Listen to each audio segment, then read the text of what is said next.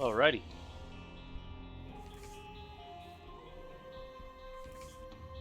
It's the summer, so I figure I can start streaming again now. Is that how this is gonna work? I'll stream for like 3 months of the year.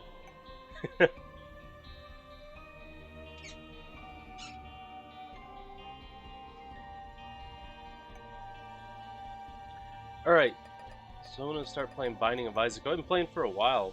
I've been doing quite a bit.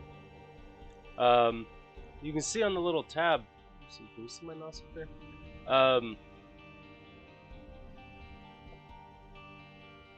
But all of the characters, I haven't unlocked all of them. I've unlocked quite a few, but you can see the little tab next to Isaac here.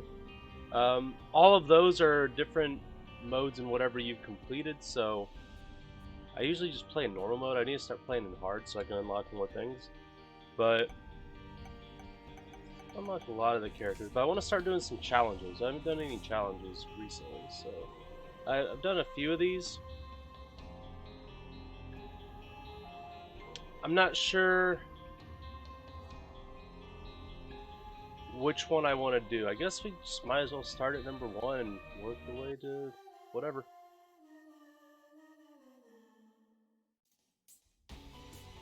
Okay.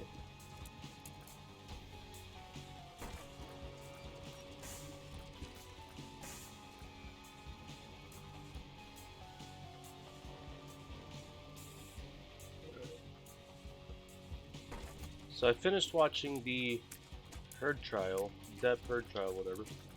I was actually a little bit shocked by the results.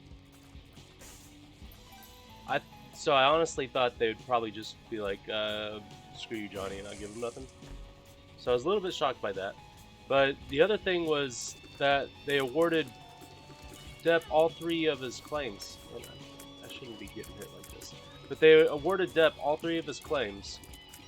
And then I'm gonna lose quick. What was I saying?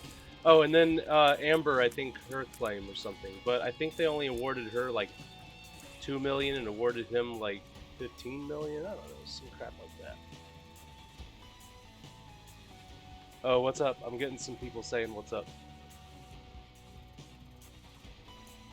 Yo. Okay, so I don't know, man. I don't know what's up. Alright, I'm playing a challenge right now if you just got in for this game, Binding of Isaac. And so the challenge is, sorry, I just bumped the mic. It's total darkness or something like that. I don't know. But so normally the map isn't so dark like around me. Usually the entire room is illuminated. And also I can't see what my health is. And I feel like I'm gonna die soon. Actually, I don't know if I should be able to get power-ups. So let's see here.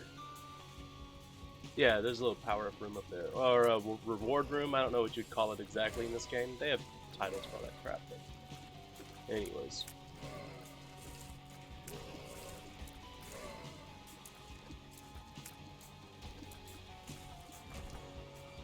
And I know I've been hit like 3 or 4 times. What's this one? This is awful. Okay, hold on. I'm gonna quit this challenge because, you know what? I'm just not feeling it. Let's try a different one. I'm not feeling any of these, to be honest. It's in the cards? No. The host, the family man, purist. Let's try that one. I don't know what this challenge is, so. But basically, you can unlock more items the more challenges you do. So I'm gonna try not to be as terrible. Because last time, like I said, I wasn't feeling that one. I got hit like 3 times already.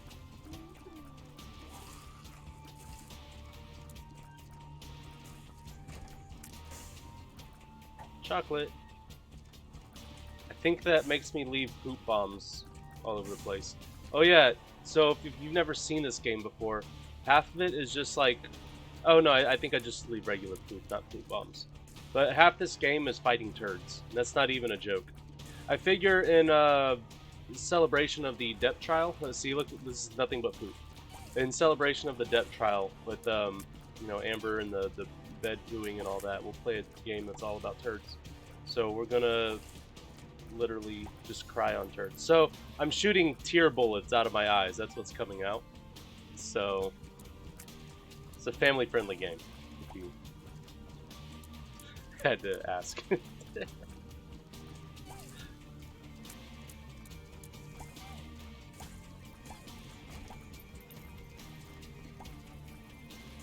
But like I said, I was surprised about the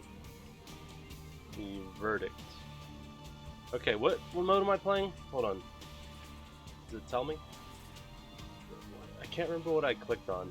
Purist? Is that what I clicked on? I don't know what that challenge is.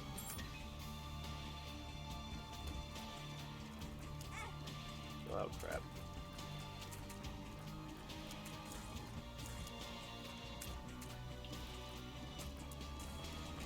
Okay. I don't know. So in some of these challenges, you can get awards, and some of them are not awards. Like the power-ups or whatever. Some of the challenges you can get them, and some of them you can't. I'm not sure if this one you can or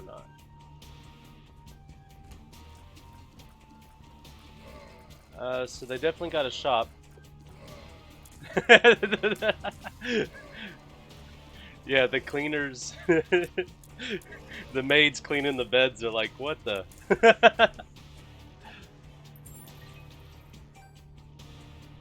So this is one of the shop ones, and so it looks like shops are available in this challenge, but I don't know if the standard power. So if you play through a map usual, not doing a challenge, then there should be like a little crown room, a golden crown room or something. So on the first level, which is where I'm at right now, first level, you oh, let me kill this guy. Okay. First level, the rooms are unlocked, but then after that, they're not. Okay, so there's not one in this. Okay. Oop, dropped another turd.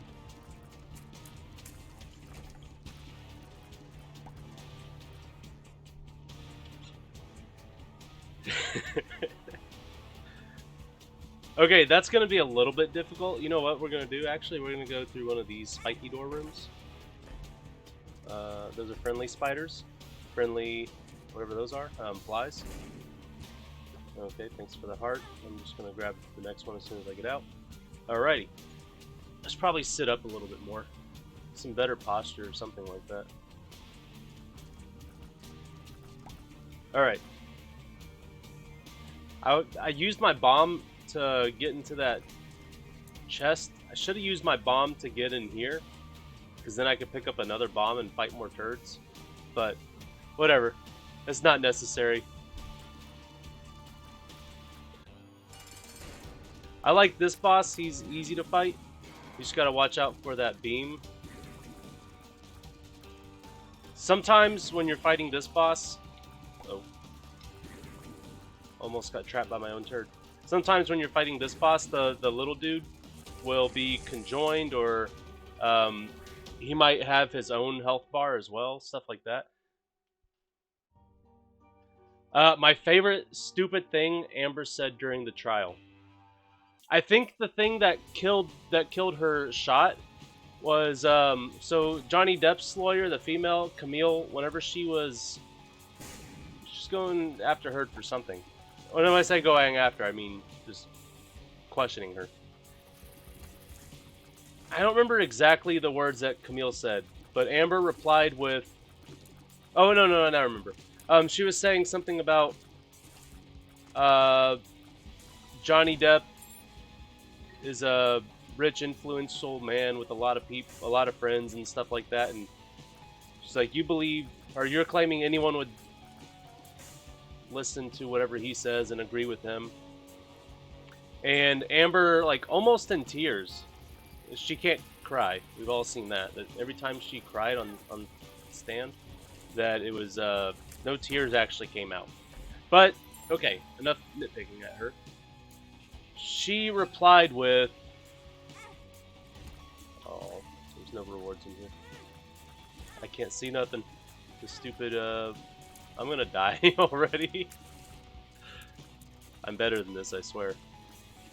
But hold on, I'm trying to finally get to my point. Amber replied with, "That's what I wrote the op-ed about. That's why I wrote it about him." Hey, look, I made it. And that was the point where it was like, ooh, you shouldn't have said that. Because that was what the whole case was about. The whole case was, did she, in the op-ed, was she actually making a statement of fact? It could be a false fact, and that's the defamation part, but was she making a statement of fact? And the answer turned out to be yes, whenever she herself said, "That's what I wrote the whole thing about." Ooh, I get to go to my bedroom, or something. And I can just skip to the next level? Now, should I sacrifice a heart for one of those things down there? I don't like any of those. I like the 9-volt, actually. Wait, no. No, I want the taser, not the 9-volt. I don't even need to fight these dudes. Okay. Did I get a power-up after beating that boss last time? I don't think I did. Yeah, she played herself. That was the issue, is she did herself in with that one. You know, because defamation is really hard to prove, because you could claim... I should have seen that one. You can claim that you were making a guess based on what other people said or something like that. But after she just came out herself and said it, and she was like, yeah, that's why I wrote the op-ed. It was because of Johnny. So even though she might not have mentioned him in the op-ed, but her saying it was about him, that ruined it for her. That if it wasn't for that moment, honestly, she might... You know, if it wasn't for that moment, she might have won everything. Like, he might not have won anything, I guess would be the more proper way to say it. So that was a key moment, and another... There were several key moments, but especially the testimony from the psychologist. Now, I was hoping one of the other items was going to be on discount, like one of these things, but yeah, let's take a soul heart. So soul heart. So you're at the top left. You'll see the red hearts. It's like your actual health, and the soul hearts are like extra shield almost. I don't know, because soul hearts don't regenerate.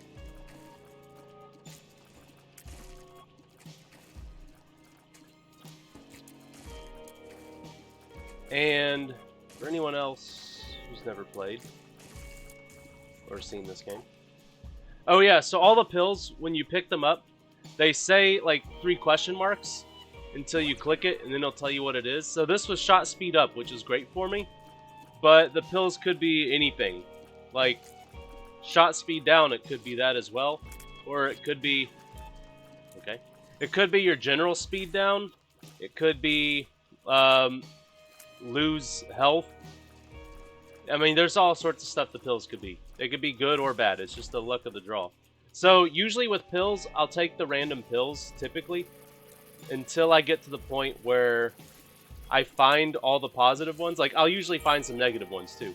But once I find all the positive ones, then I'll be like, alright, I'm just gonna... Well, not all of them, but I'll say a few pivotal ones. Dang it. These keys are almost useless. There we go.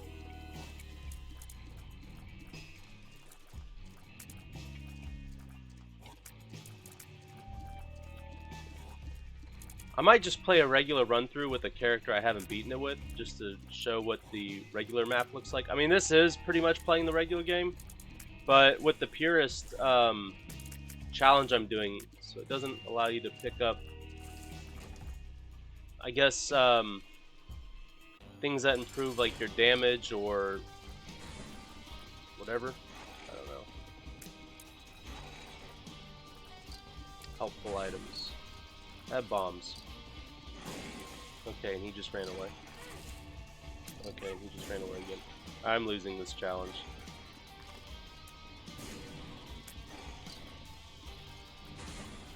Die already.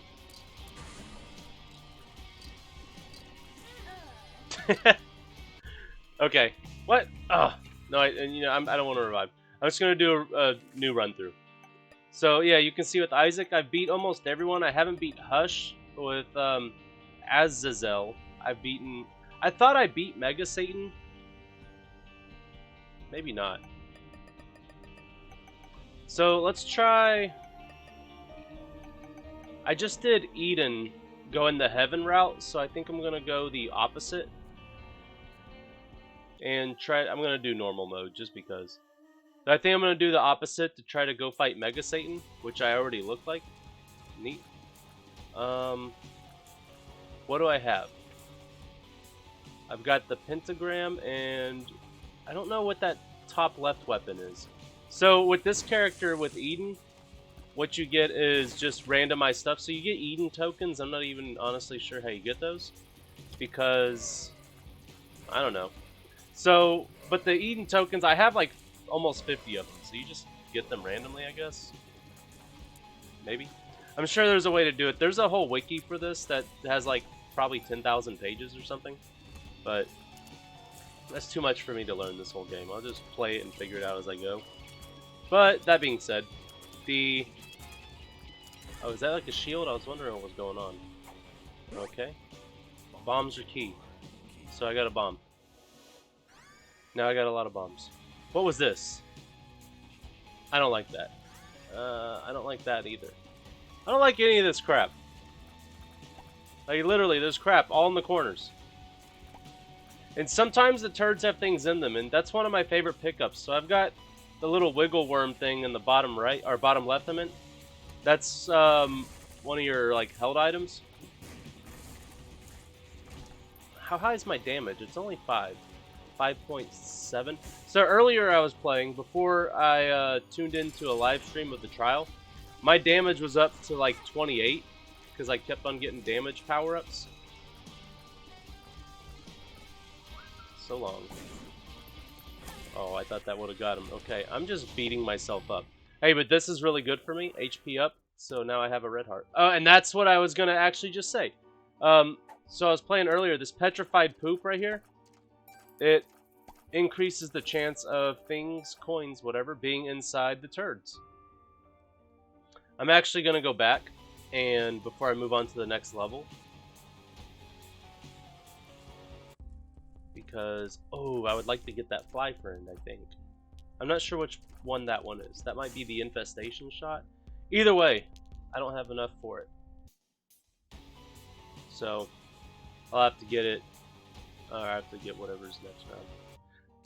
Okay, hopping in. How we doing today? Doing good, doing good. So, I went up to the school, because today was the teacher's last day if they didn't want to take personal time or whatever. However, I guarantee almost no teachers filed in for personal time. They just didn't show up. But I still had some things to do. I wanted to grab some things from my classroom. Stuff like that. Why am I letting myself get hit? So I brought some stuff home. What is this? Charge burst attack. I don't like this, actually. And you gotta let it charge all the way. Okay, those are pretty strong little pellets. But I don't like this. But I finished all my stuff. I turned in my keys and everything. So this is what I hate about the charge thing. It looks like it's charged fully, and then it won't be. So after I got home probably close to noon. This charge thing sucks.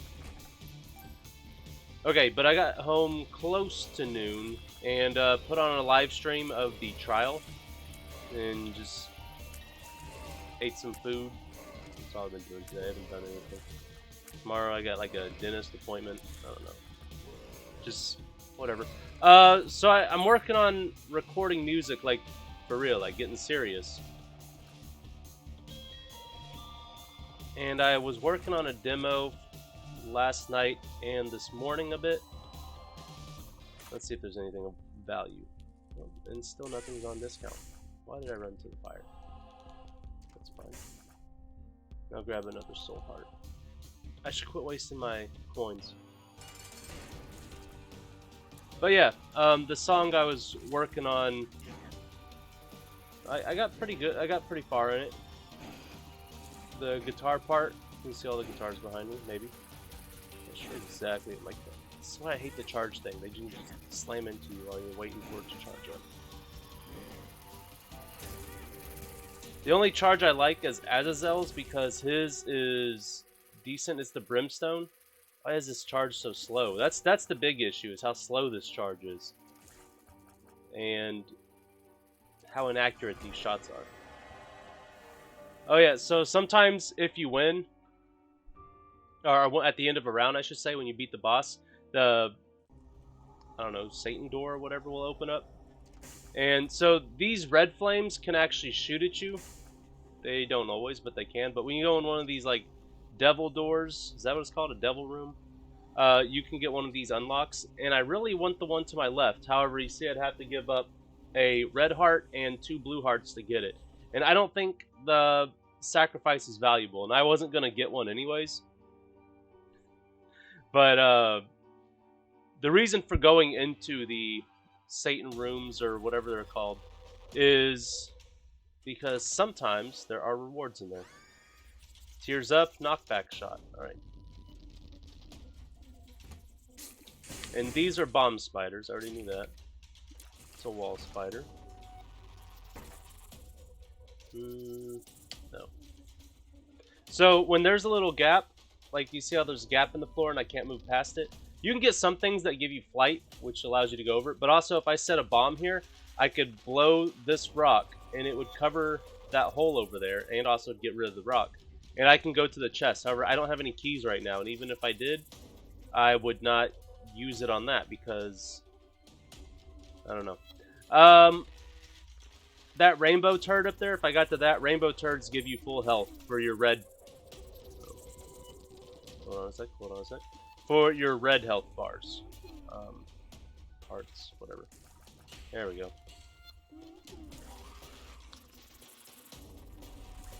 So these guys, they fear you. Okay, there we go. These guys fear you, so they try to run away from you, but they always shoot things out to attack you. There we go. I can go in here. You can get a reward chest or something, but then after that, you have 3 waves of enemies, and I just don't feel like it. What is this? I can use this and get a free protection. I don't care about that. I'd prefer to have the money from the turd. However, I have not run into many turds this round.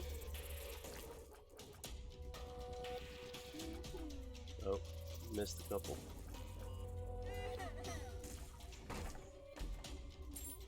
Bomb key. Great.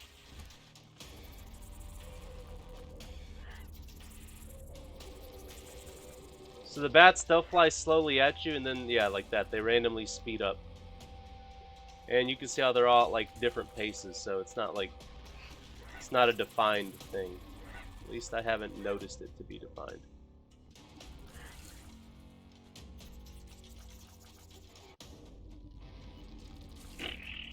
Alright, I need to make a list of things that cause you to have a charged shot, and just never get those items. I need to get the little picture. Come on, big boy. What you doing? Oh, great. I hit him with the fear shot, so he's not going to come near me. I don't think I can hit him that far.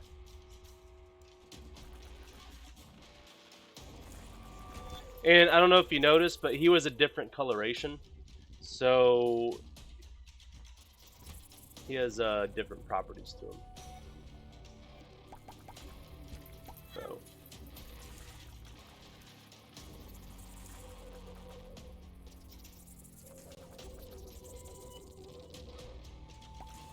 You know, sometimes I'm really good at this, like I have a good round, and sometimes it's just awful.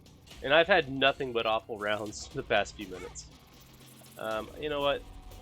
We're killing it again. We're killing it again. Let me try that again. Eden, and I want to go the devil route.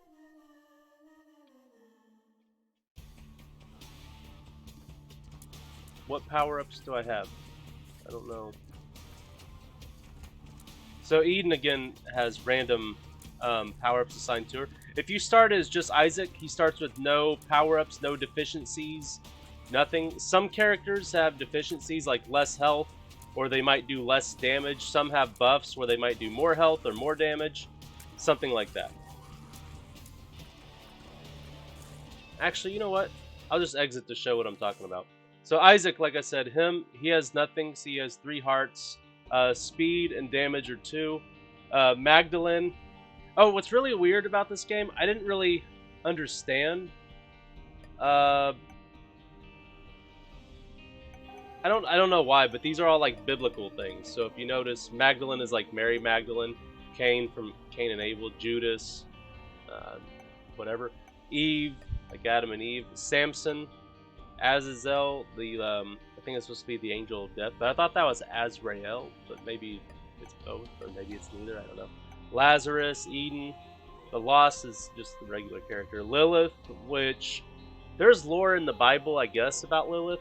I want to say the word is mentioned once or twice, but I don't know. I've tried to look into the lore of what Lilith actually is, and it's a little confusing because in Hebrew, you know what? Just go look it up on your own. Apollyon, I don't know what his lore is, or Bethany. And then Jacob, I don't know either, but I know a lot of these are biblical. So, like I said, so you start with Isaac, you have nothing. Magdalene starts with the Yum Heart, which actually allows you to get, it's a regenerative health thing. Cain's got a couple things there. Judas, the Book of Belial, which I think that one increases your strength temporarily.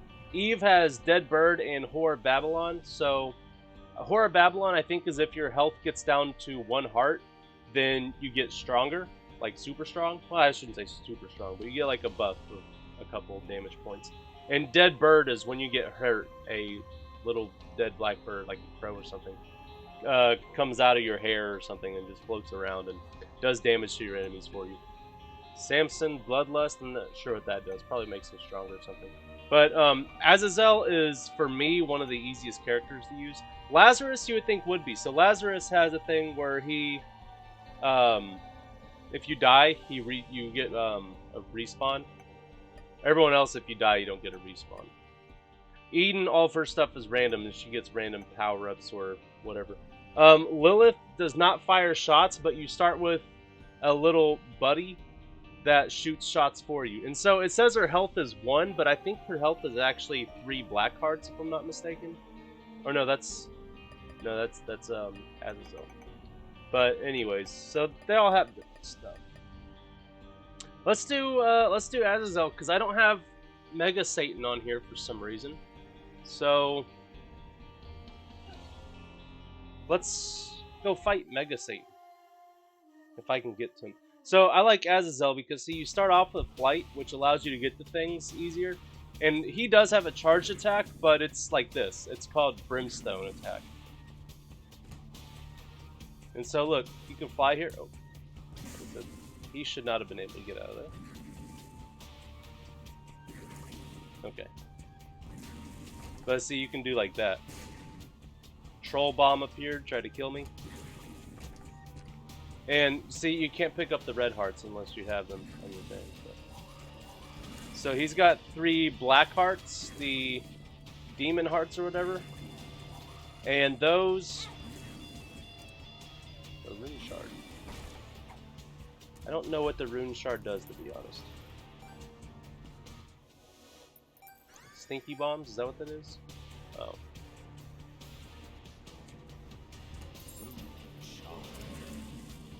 Looks like it gave me a temporary protection.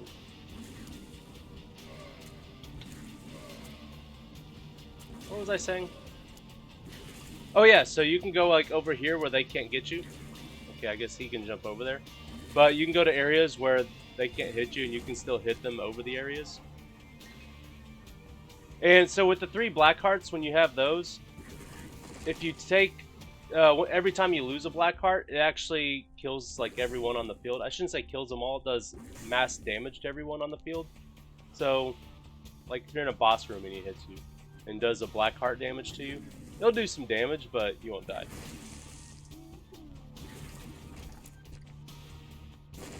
Alrighty. And See, I have a key, but I don't think I want to waste my key on that. However, I do have 3 bombs, and if you blow up rocks, a lot of times there's nothing in there, but there's a chance that there is something in there. Did I keep the picture? The foot picture? Yeah, the foot picture is still in my room. So here's one of the horsemen. There's like the 4 horsemen type of thing. Oh. And sometimes when you kill them, you get their horsey. Which for this character is not that important. But for most other characters, it's great. Because if you get their horsey, you get the flight power. Another pro for flight power. Ooh, meat's really good. Now, meat by itself, the first meat is not good. Well, I shouldn't say not good. So what it does is it orbits you, like you can see what it's doing. And if one of your enemies touches it, then it does damage to the enemy. But you got to get like right up on them, which means the enemy's probably going to hit you. So having 1 meat is not that good. But you can actually get a second meat. And if you do that, your meat becomes like a little head, like a little buddy, who will then hang out with you and he'll shoot bullets. Or tears, I guess. They're not bullets, they're tears in this game. Because you're crying. Except for brimstone, which shoots out of your mouth. But then if you get a third meat, it turns into like a person who's no longer standing around you, orbiting you. I should be hitting these. I hate the random movement on the spiders, so it's like random until they get close enough to you, and then they try to get you.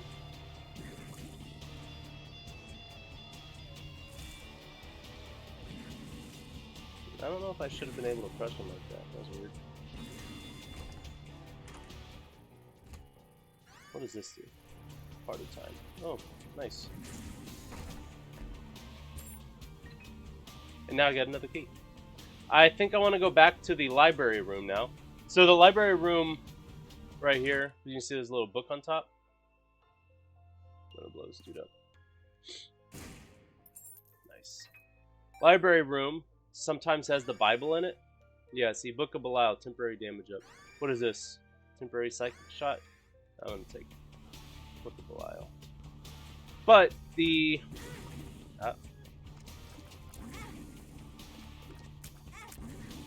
why am I getting hit? Save me, mate. Okay, but sometimes if there's the Bible in there... So your whole goal in this game is you're stuck in the basement with your your abusive mother put you there. Hold on, these guys can fly. So your abusive mother put you in the basement and you're trying to escape. And so eventually you have to go fight your mom, and then also you have to fight her heart afterwards. Oh, I forgot. I can go over this. Yeah, so you can go over spikes if you can fly. Oh, new sights.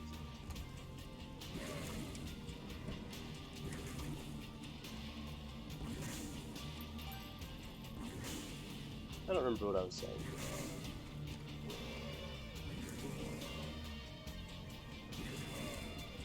It almost sounds like they're saying bruh. Yeah. So, that being said, I don't know. I'm trying to get... So you progress through until you get to the point where you fight your mom. But after you defeat your mom, and then after you go into the womb, and then you defeat your mom's heart, which I have, after you defeat it a certain amount of times, it transforms into a different form.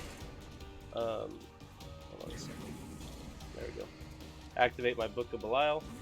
Do more damage. Easy peasy. But after you defeat her, I don't think I want either of those. After you defeat your mom's heart, then there's other bosses you can continue. So if you look up at the top right now, I'm moving on to the third one, and you can see the mom is the boss at the very end. I think, is that the mom or the mom's heart that's the very end? Because as you continue, it just keeps adding on. But if you choose certain pathways and stuff like that, then you can determine which boss you can fight. Okay, I've got an extra protection.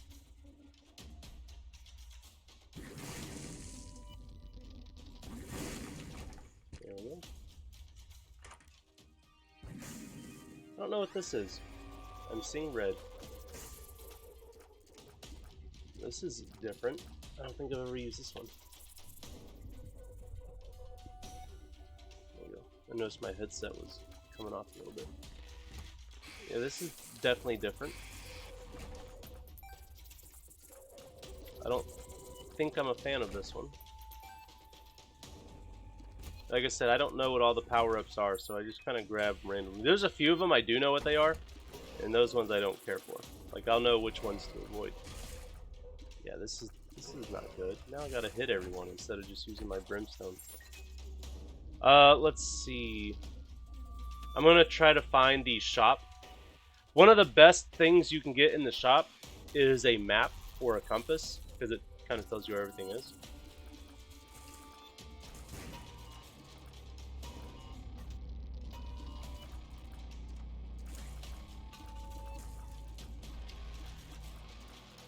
Because the map is like kind of randomly generated. There we go. And there's a map. Now, of course, I need one more. Let's see, nope. Plant one here. Really? Twice? Let's kill the last dude. Why are they all spiders?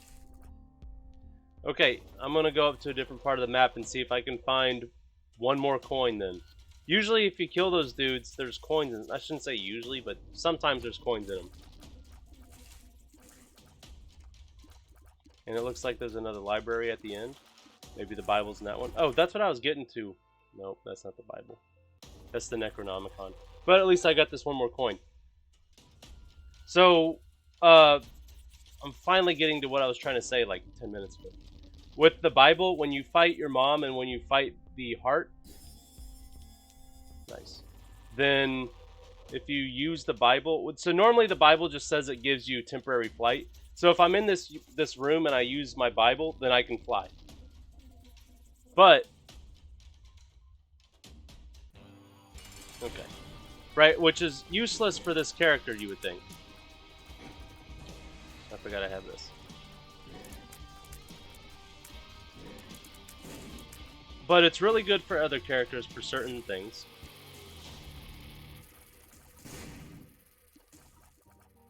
But if you use the Bible while you're in the mom's room, nice, nice, nice, then it automatically kills mom and automatically kills her heart too.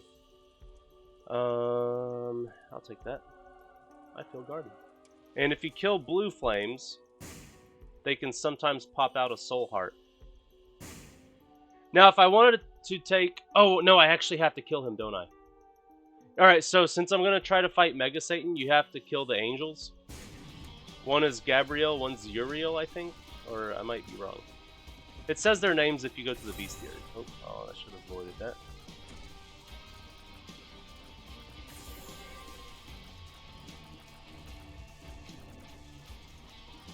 You don't have to fight the angels. If I walked out of the room without throwing a bomb on them, then it would have been it. So you have to fight the angels to get the key pieces. And once you get the 2 key pieces, of course, it gives you the full key. And then when you get to the very end and you go down to Sheol, which is basically the same as Hell, but Sheol is like the I think what is actually described in the Bible. I don't think Hell itself is actually described in the, or maybe at least in the Jewish part, the Old Testament, I should say, which is based off the Jewish Torah.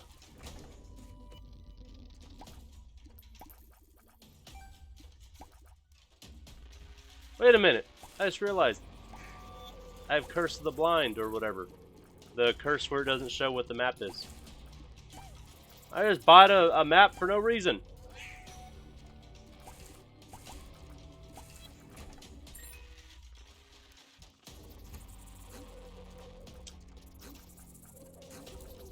And the maps are randomly generated, so there's not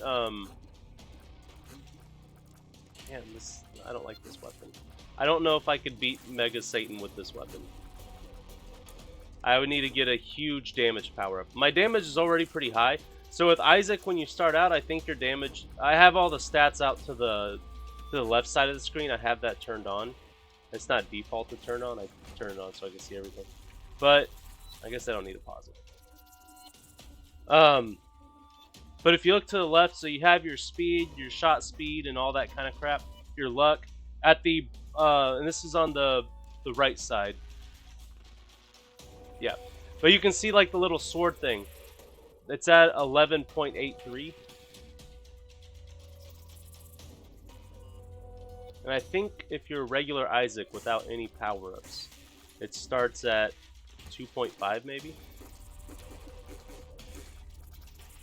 Maybe 3.5? I don't remember. I was not looking. I was like, oh, I killed him and didn't look. I was still hoping there would be a discount. There's never discounts when I need them.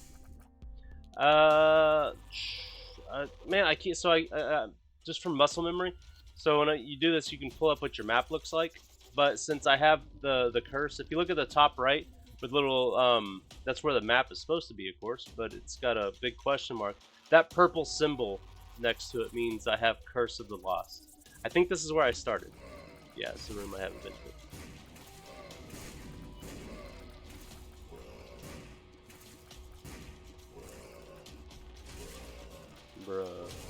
Bruh.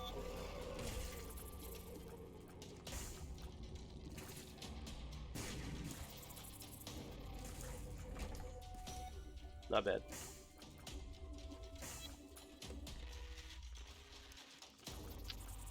There was a power up in there that I was thinking was okay, so if I get 15, I might try to find my way back. Now, one of the bosses, Hush, that I just beat earlier this morning. Yeah, before I went into school this morning. There we go. My shield's still good. I got my shield up. So when you fight Hush, those guys are big. Oh, I didn't even see him. I was like, oh, killed one. I need to start paying attention more.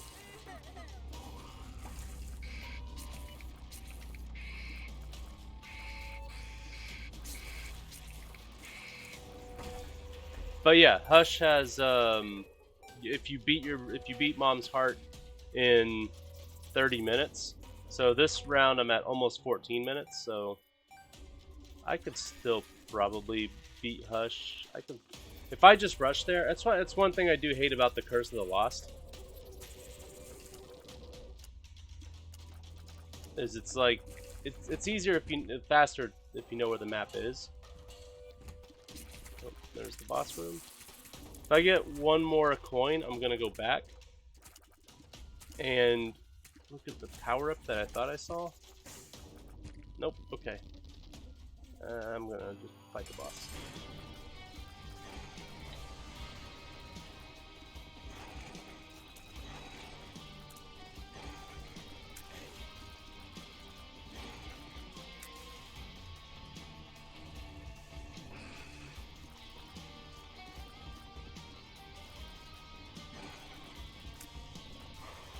Hit him. There we go. Nice job. Oh, these half white hearts. So if you pick up one of the half white hearts, what it does is if you make it all the way through with it, then the next round you'll get a new red heart added. And red hearts can be regenerated, but black and blue hearts, soul hearts and the black hearts can't be regenerated. So now I just picked up the meat that was there.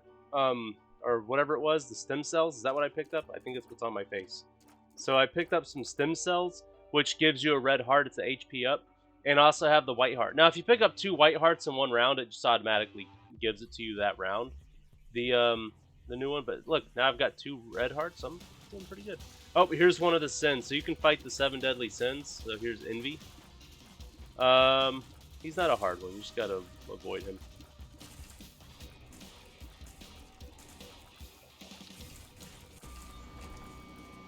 Uh-oh. Okay. But, hey, look, I don't have Curse of the Lost, so it gives me what the full map is. Now, if you look, now that I've got the map up, like, a little bit enlarged, if you look, I know that the reward rooms are typically going to be at the end of a pathway. And when you go into a room, so I can see the rooms adjacent to me if there's anything special in them. So, for example, the room below me, I can see that it has a little sword on it. And so I know that if I go in here, it's got the chest, and I can unlock the chest and do some rounds of battle. Okay. And so this guy's a little suction thingy. But if you look, I entered this room, right? And now the room above me has nothing on it. It has no little crown for my unlockable or whatever. So I'm just going to skip that room, because that just means it's a waste of my time.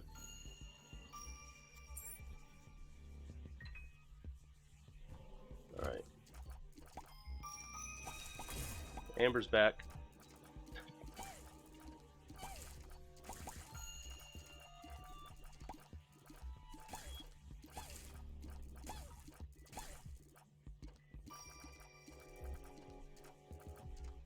How do I keep missing? There we go. Pills here. Okay, whatever. Alright. So I'm not going to go south. Let's keep moving this way. These guys are a little difficult because they're front. You can't do damage to, so you have to hit them from the back. But they try to turn to come at you, so you just got to kind of randomly shoot around them, and you'll get them eventually. Top room's a waste of my time. The stone dude... Yeah, see, he wears out of breath eventually. Stone dude's just there to block me from doing damage to the other guys. The other guys can do damage to me, but the farts don't do damage. They just knock me back. However, knocking back can be very annoying sometimes if there's... Great. If there's something behind you that can get you. Oh, he's got a little crown on him. King or something.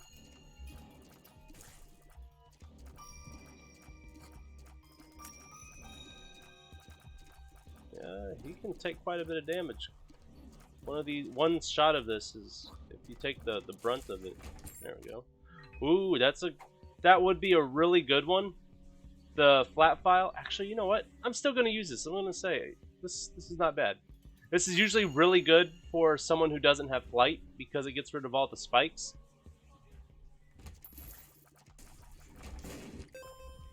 Nice.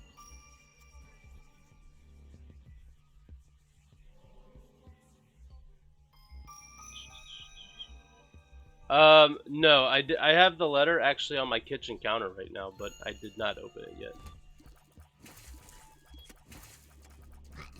I've got a couple letters I need to read on my kitchen counter.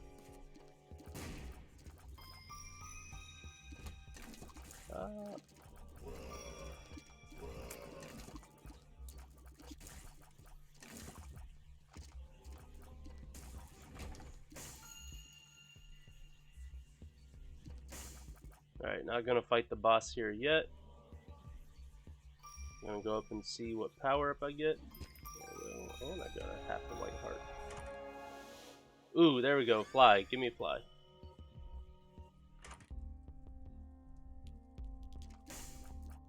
I don't like anything here. I think I'm gonna contribute to my donation.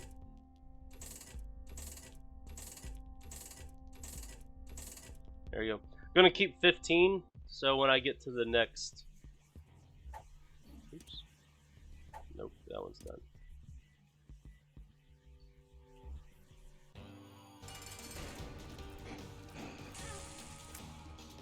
Did I run into the fire?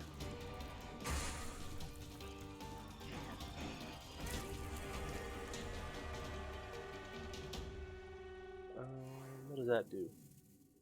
Bleed me dry?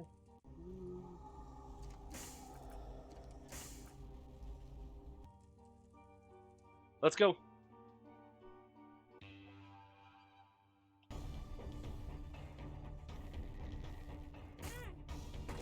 What just hit me?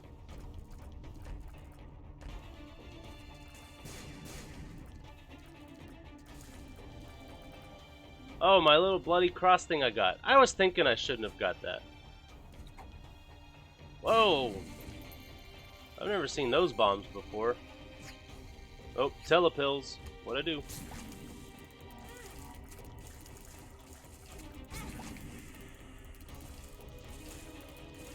Alright, I'm in a world of trouble right now, that's for sure. Okay, what direction? I'm just gonna move this way then. I'm gonna say what direction to go into. Strength is okay. Is there a better card? The devil? I'm gonna take the devil. That's. I think the strength and the devil are both power-ups. But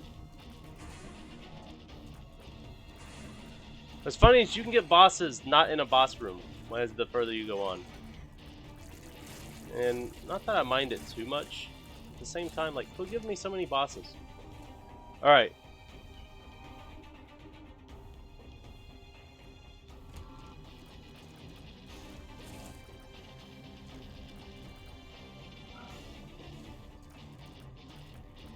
What are the crowns for? What are they doing? What does this mean? There we go. Let's go up this way in case. Yes, okay.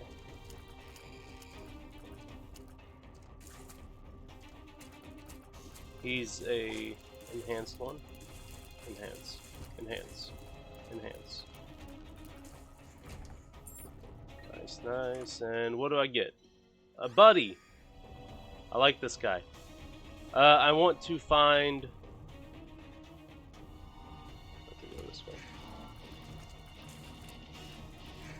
I want to find the shop, because I think this is... I'm not sure, I didn't pay attention to what level I'm on, but I think this might be my last round for a shop, because once you get to Mom, you don't get the shop anymore.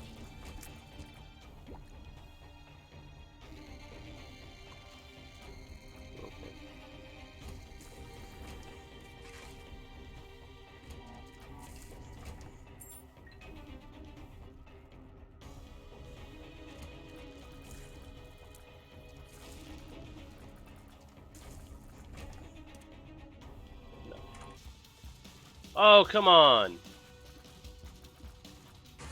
More bosses? This is what sucks. Like, I wouldn't mind getting greed or... Oops. Or extra ultra greed or whatever. Whatever he is. I wouldn't mind getting them too much during... Oh, let me see what this pill was. I'm dumb. Luck up. Great.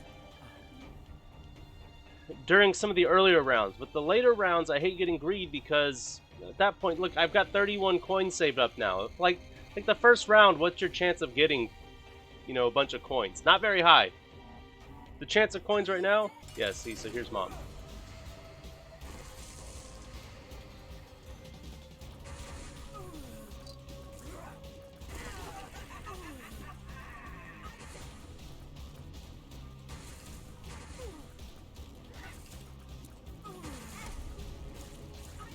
This is not looking good for me.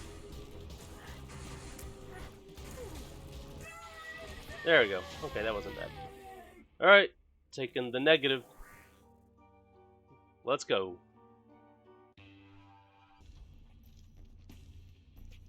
We're in the uterus. I hate this thing. I don't even know what it does. Pride, of course.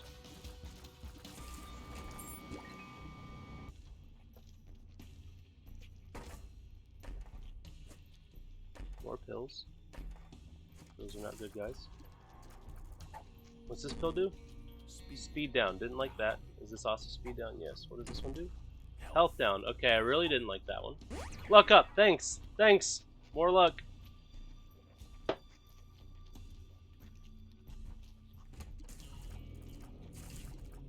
It was very unlucky to get a speed down and whatever. Look at that though, I'm doing 16 damage per shot. I'm not sure if the entire shot is 16 damage or if each of the little balls is 16.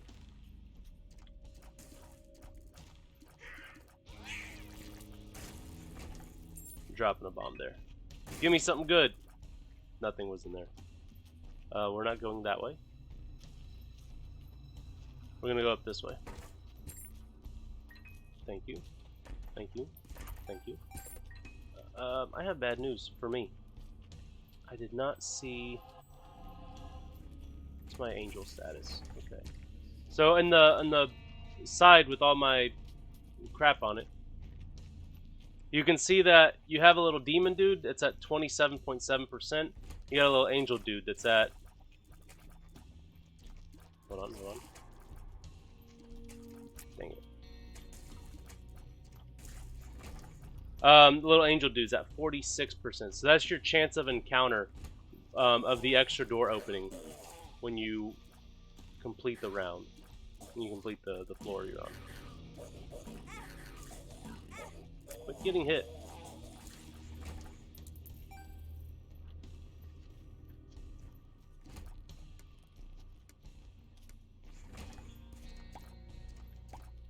I don't know if you noticed, turds were red for a second. Those turds do damage to you, and they regenerate.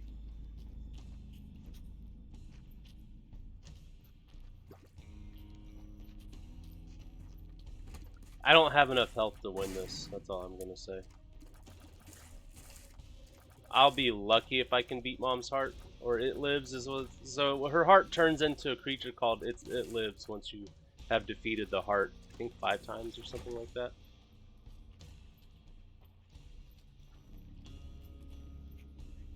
Nothing.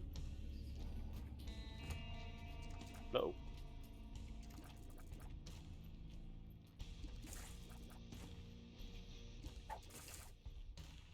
One makes you larger. I do not need to be larger. There we go. What's in the sack? Nothing.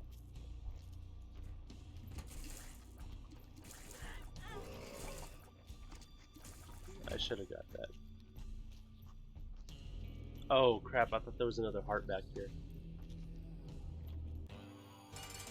This is not good for me.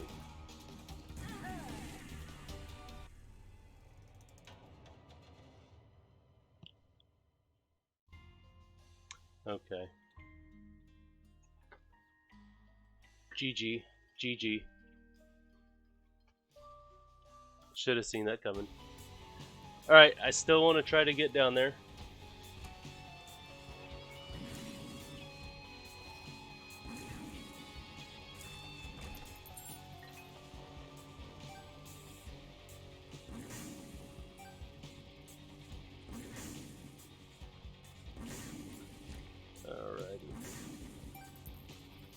Yeah, normally if you go through these doors, they cut you because the little spikes on them. But the thing I had last round that I picked up, ooh, cut and run's a good one. The thing I had last round got rid of those. That's why I was going in those doors last round. But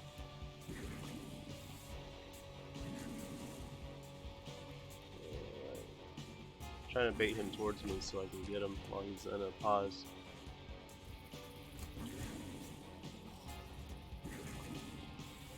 Alrighty, there we go. And okay, I'm feeling better about this round already. I'm feeling better. So I picked up the scissors for the cut and run. What that does is whenever I click to use it, it literally cuts my head off. It doesn't do damage to me though, but it cuts my head off. And I can still use my head like it's normal. I kind of want that spider, but I don't need it. That spider tells you all of your enemies' health, basically. And also it can do a couple other little things, like summon friendly spiders, stuff like that. But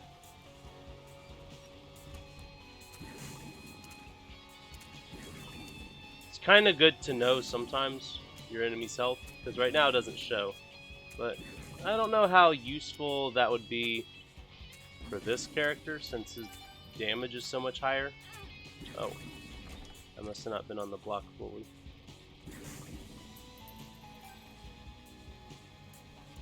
Oh yeah, so you see how I pre-charge a move? Because if you go into the next room and you have it pre-charged, it's still good. Here, let me show you cut and run. And so your body automatically goes to do damage to the Boss. Nice. That was a very good round. Amnesia. Okay. Amnesia sucks because that automatically makes you forget the entire map and you basically can't fix it until you go to the next floor. But I was already at the end of the floor, so it didn't matter.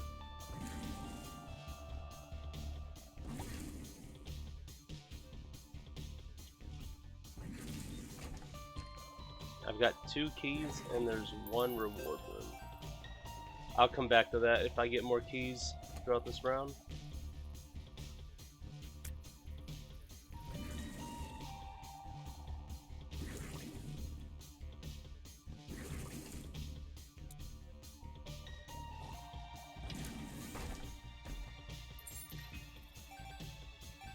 Okay, I'm going back up.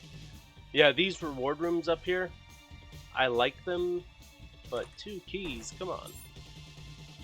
Even more. Alright. Range up. That's a really good one for this. But that didn't add much to it. If you get your range way up, shoot like across the map.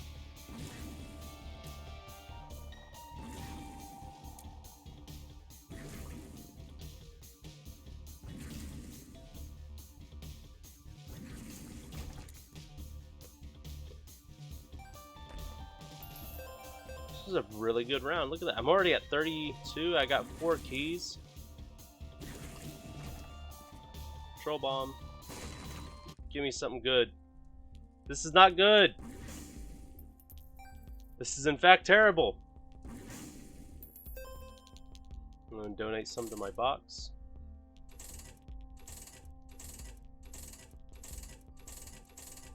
There we go. I'm keeping 30 just because. So each of your like main power-ups cost 15 each. Sometimes they're on discount, so they'll be 7. Okay, this is a good one because when you defeat him, you get a little buddy.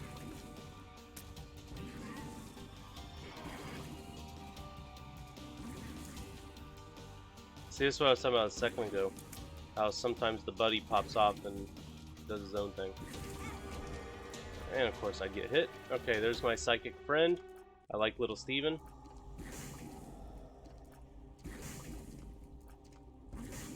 You don't have to take out the red flames. The reason I do is just for the coins. Because they can contain coins and sometimes other things, but usually not. So if I were to take one of those right now, since I only have 3 demon hearts or black hearts, whatever, they would automatically kill me. Like the fastest way to just end a round like nothing. Okay.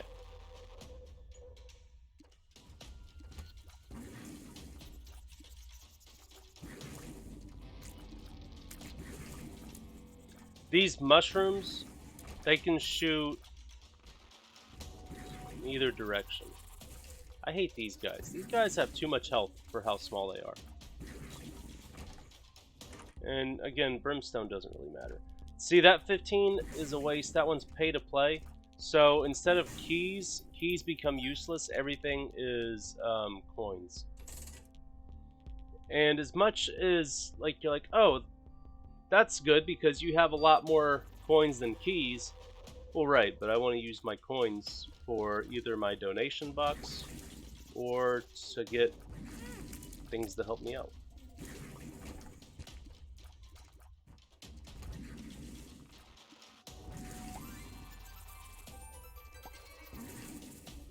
I want to point out that rainbow poop does not help you. Oh, he's still alive. I thought I got him. Best bud, sworn protector.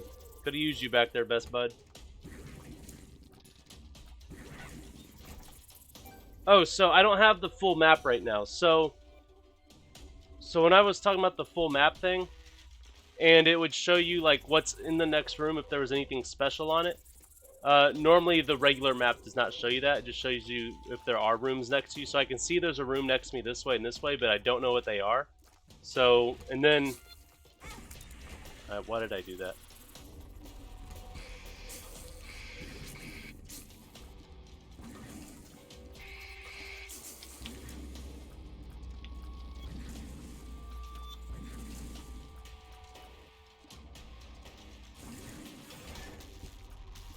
Okay, at least I got a soul heart out of it. Not going into the gambling room. Or the dice room, whatever.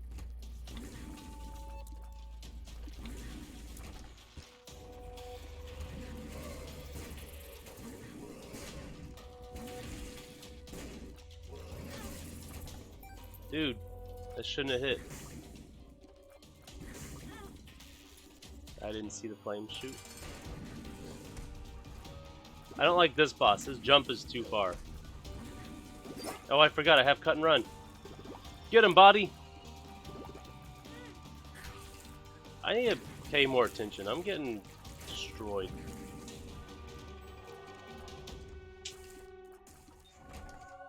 Bread, thank you. Thank you, Midnight Snack. Needed that. Okay. What is this? Dead Sea Scrolls. It's a mystery.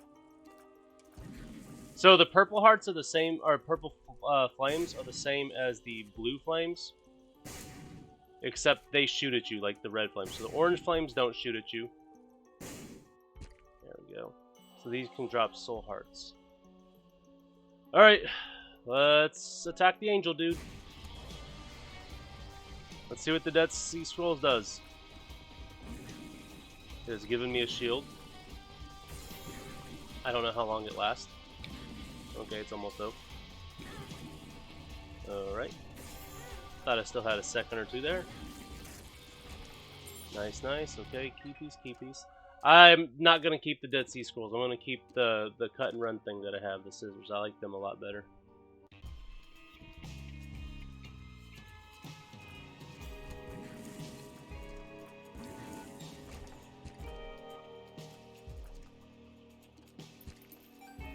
Nice. I need a... What sucks is, I don't know... So I know you can enter seeds, where it makes certain items appear, but I don't think you get the awards if you plug in those seeds. I wish there was a way to induce what items show up whenever you're just playing a regular round without any added things. The thing that sucks about these is sometimes they have a skeleton inside, so you blow them up, and a skeleton dude will be in there who can who throws bones at you real fast and do damage to you.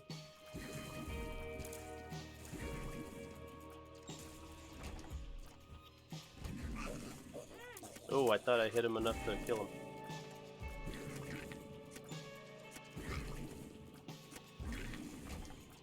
I think I'm just delirious from not sleeping. What does this do? Let's grab it. Pray for a miracle. No clue what that means. So these guys, I don't know if you saw. Well, I'll let Steven kill him. Come on, Steven. There you go. They can regenerate if you don't kill those fast enough. All these mushrooms.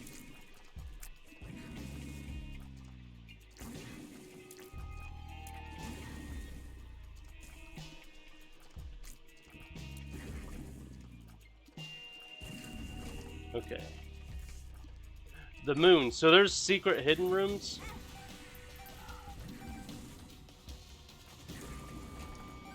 $50% off Steam sale. That's good. So there are bonus secret rooms, and the moon will take you to one. So you can find them naturally just by planting bombs in places, I guess. But hey, I'm in the arcade. There's nothing about you here for me.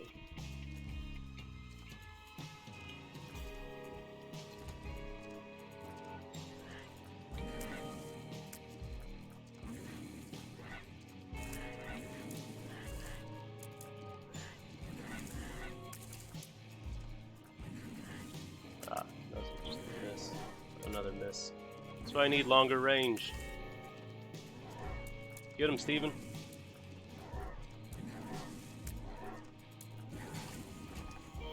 What's the pill? One makes you larger. Don't want to get larger.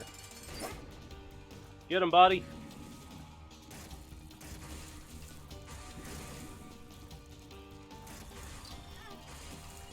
Body, you let me down. Thank you for some meat for supper. That's what I wanted. Alright, alright.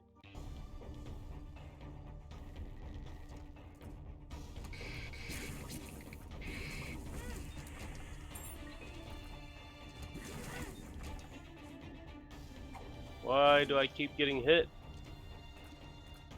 I mean, I know why. Because I'm not... I don't know.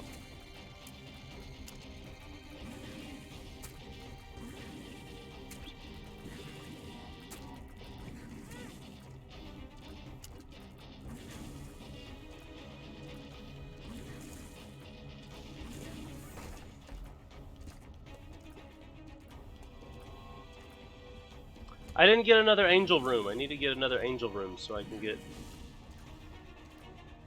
the other key half.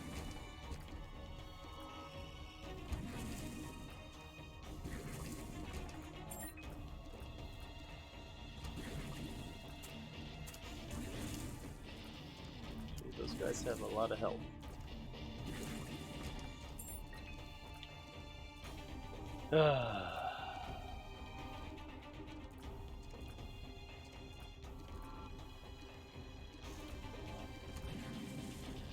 Yeah, usually I have something else on in the background, like a I don't know, just a random YouTube video or podcast or something. But I just put on the stream after the live stream of the trial. I was done with that, and I was like, I don't feel like watching anything right now, so I don't have anything pulled up. But oh.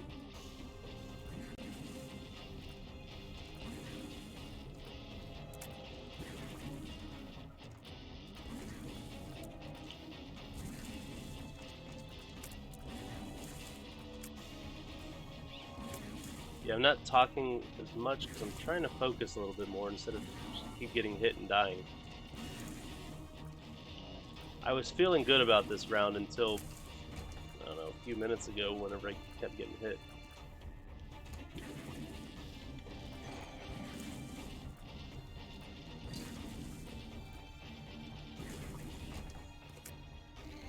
Alright. Milk. Milk's fine. I was trying to think which milk that was. Because there's like soy milk, which makes your shots really weak, but you shoot a lot of them. And I was like, I don't know how that works with this character.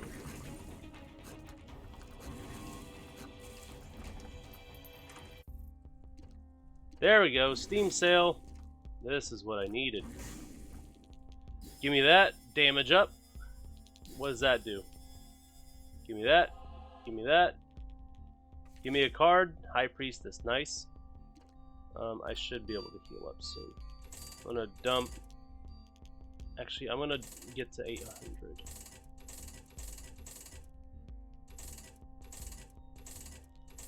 There we go. To guarantee. So if you oh, the machine jammed. Never mind. I was gonna say to guarantee a heaven room. Speaking of which, if you donate enough to the donation machine, then your little cross percentage goes up. Okay, I need to just avoid being hit at all costs.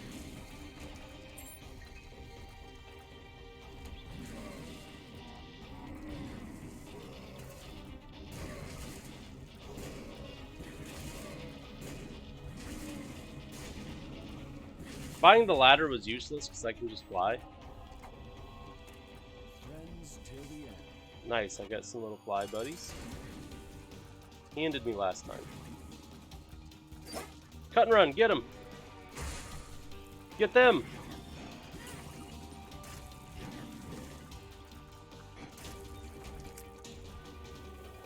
Guppy's tail is cursed. Why? Why is it cursed? What is cursed about it? Nice. Alright.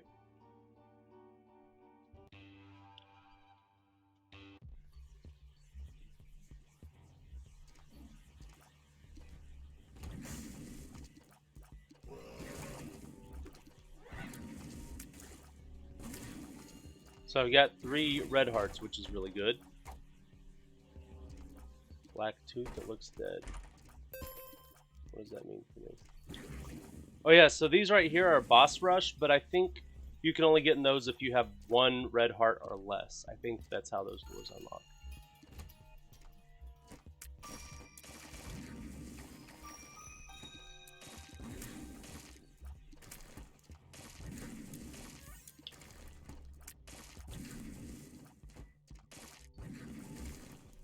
Okay, so usually...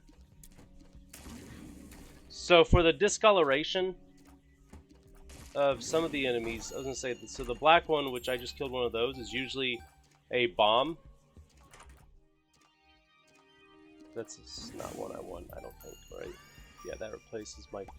This does similar. It pops my eye out, but I think the cut and run is better just because your body goes and does all that damage, whereas the eye, that when you plop it out, it floats around randomly, so it could be good, but also at the same time it might do absolutely nothing. Whereas your body will actually go and sit on your enemy. Uh-oh. Dang it.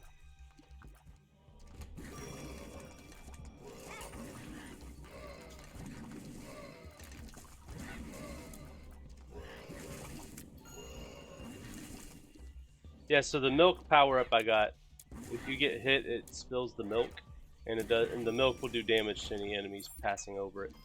I believe that's just passing over it, like on the ground, though.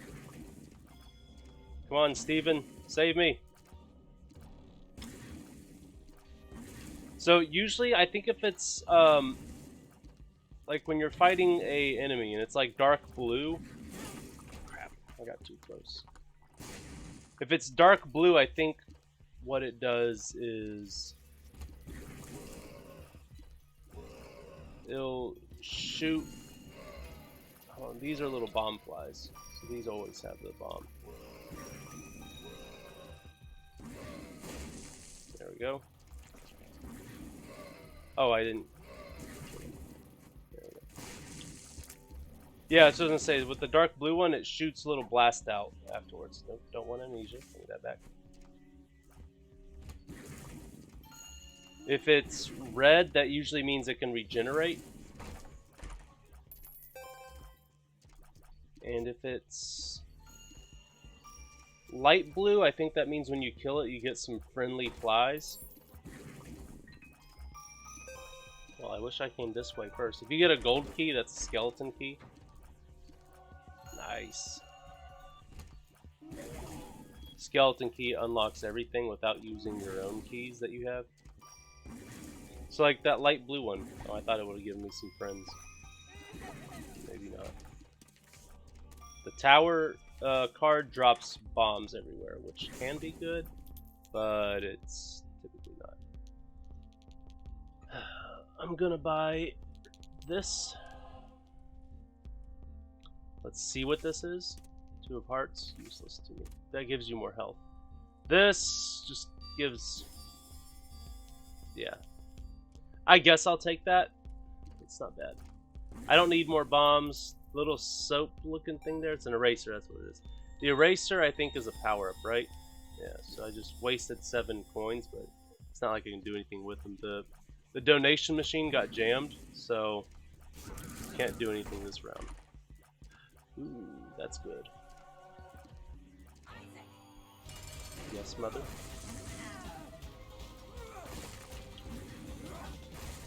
Oh, I forgot to do that.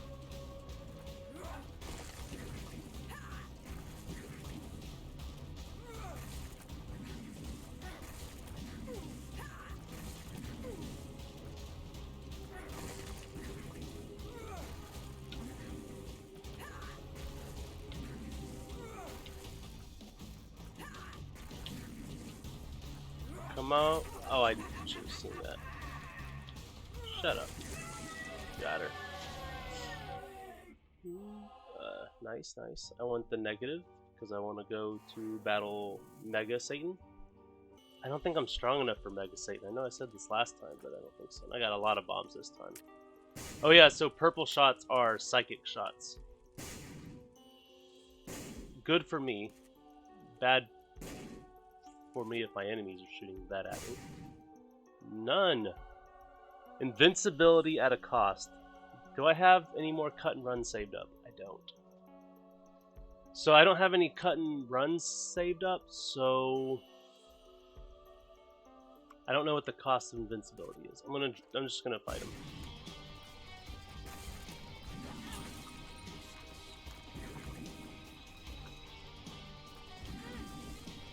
We're getting hit, me. There we go. Now I've got the whole key.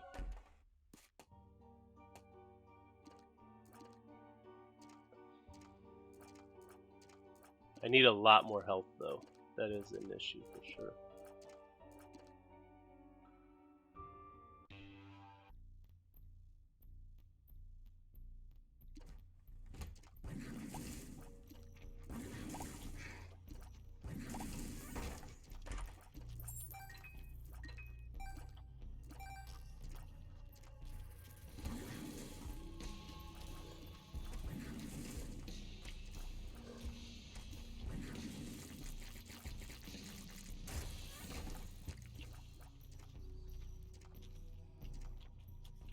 Yeah, once you get...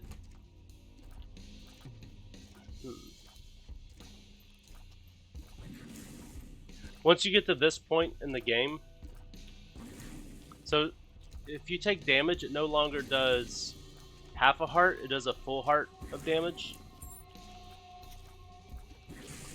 And these are the bad turds. These red turds, they regenerate and do damage to you.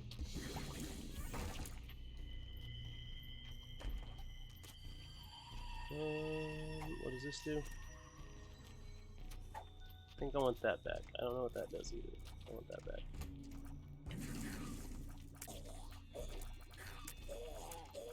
I'm just gonna let Steven's psychic shot get over there.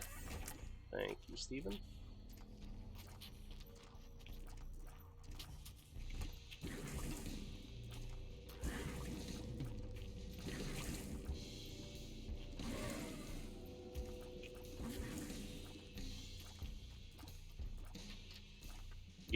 Get him, Steven.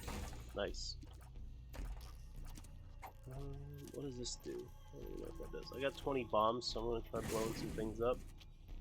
Might find a soul heart or a little ladder to a special room. That's my hope.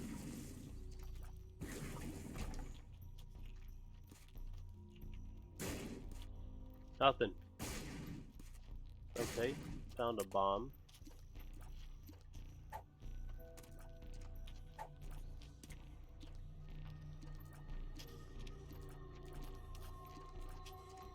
I'm moving super fast right now, a little too fast for me. Not sure if that's what the light's from. Okay. Let's try south then. This was also a bad choice.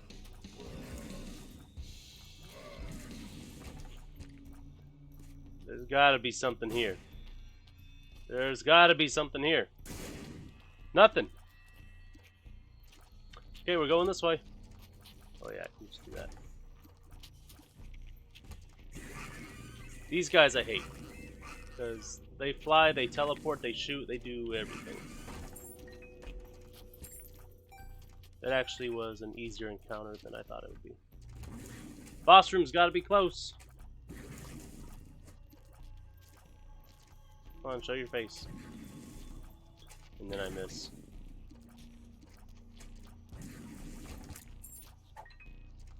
I don't want amnesia.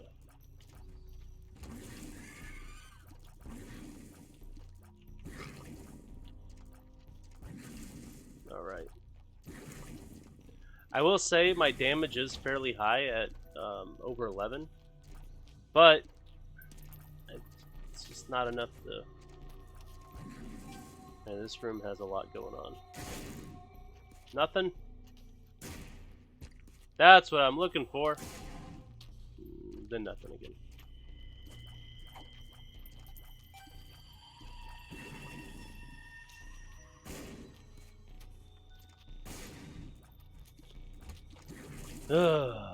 The unluck of the draw.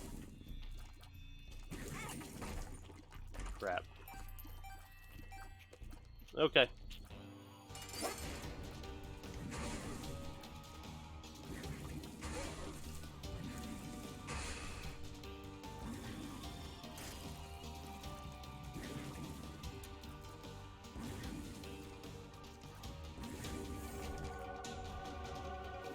Bandages, nice. Wait, I have the whole key.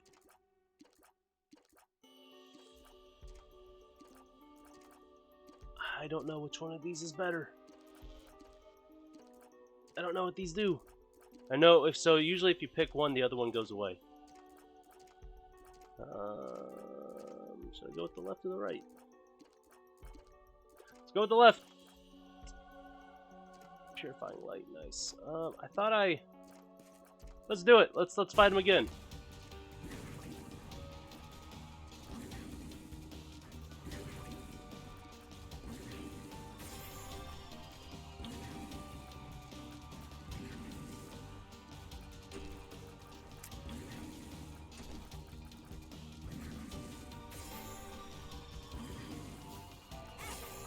Oh. All I got was a key? That was sad.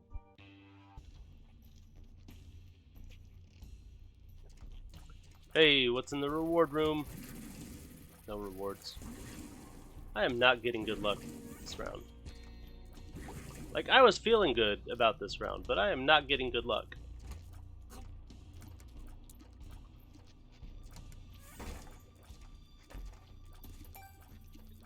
I mean, look, my donation machine jammed. I got a lot of coins to give away.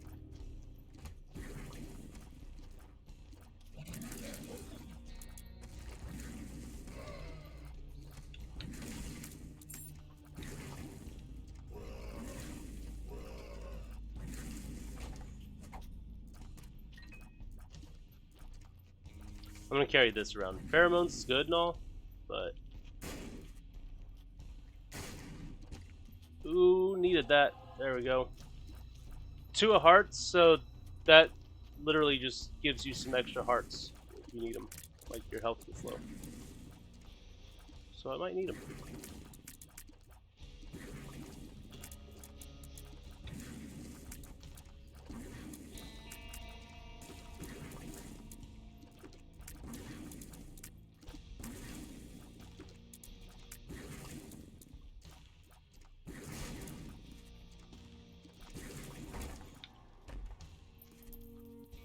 Alright. See what these pills are? Don't know. Speed down. Didn't need that. I was hoping I would get the health up pill by now.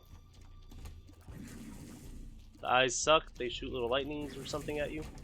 Okay, we're good there. Alright, there's got to be something in one of these ones. Look how many rocks I'm destroying and nothing still? Nothing?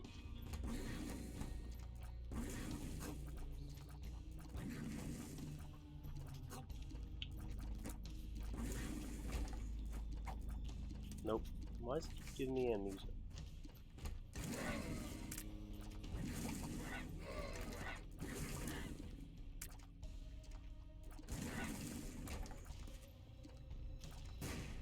Let's go north. Bad decision, clearly.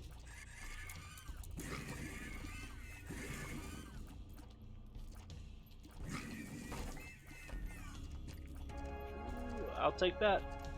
As long as I don't get hit. We'll be good.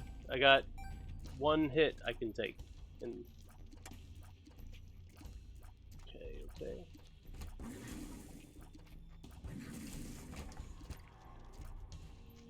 I'm just trying to stay focused.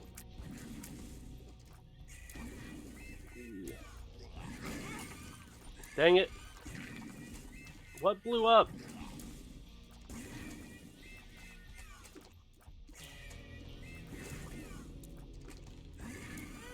Crap!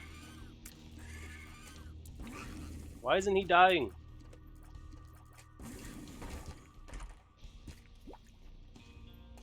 That was unfortunate.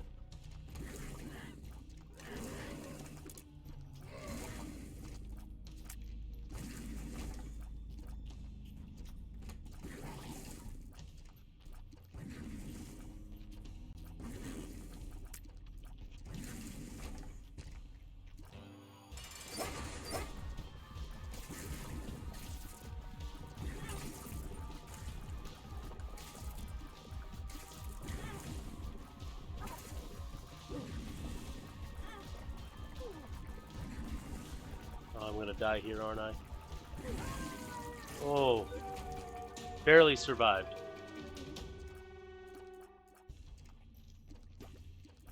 Just coming to pick up some hearts before I move on.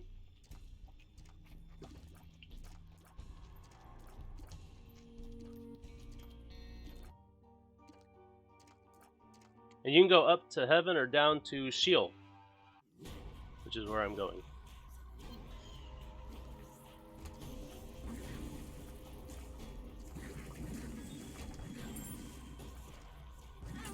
Oh, those fire regardless. Okay. Stop getting hit. I'm just leaving.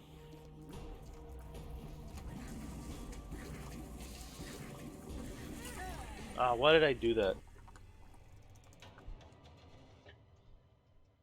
Ah, man. How long have I been live? An hour and a half?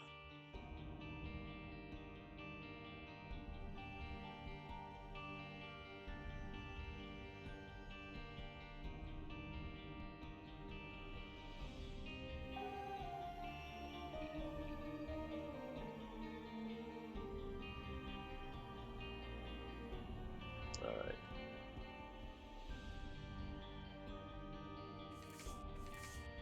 I'm closing Isaac. I'm killing it.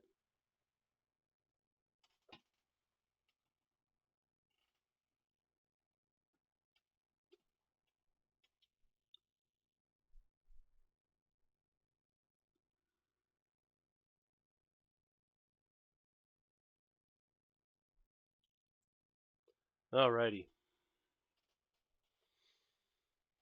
Oh, it's been a long day. 6 o'clock.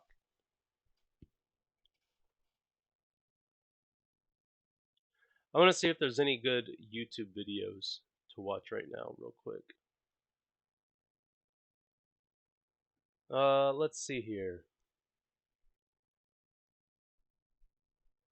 Hold on, I'm just scrolling to see what's going on. Anything good? Oh yeah, here's a good one.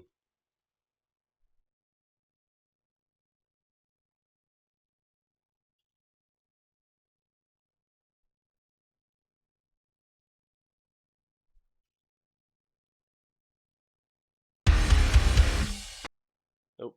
Okay.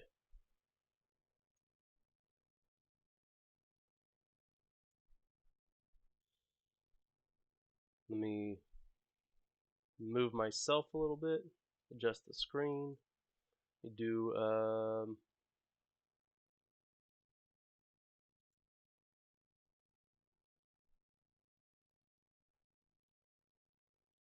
let's see here.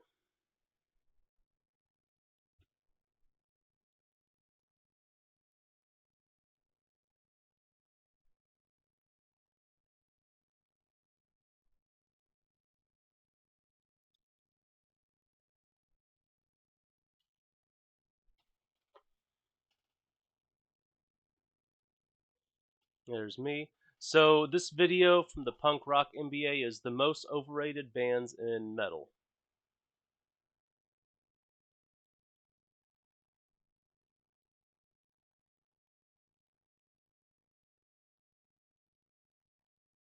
Okay. Doesn't quite fit to size, but whatever. I'll put me over here. Don't I have this? I do. Oops.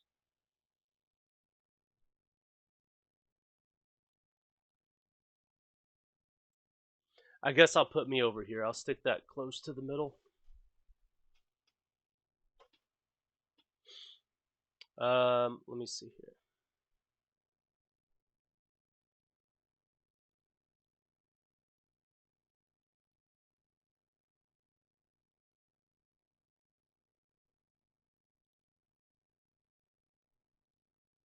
I'm assuming this can be heard.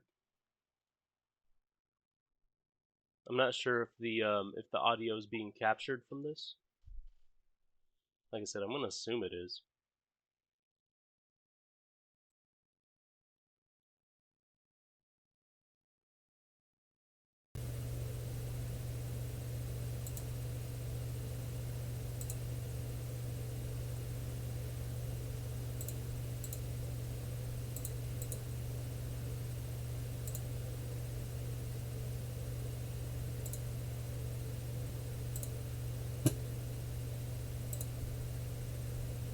Let's see.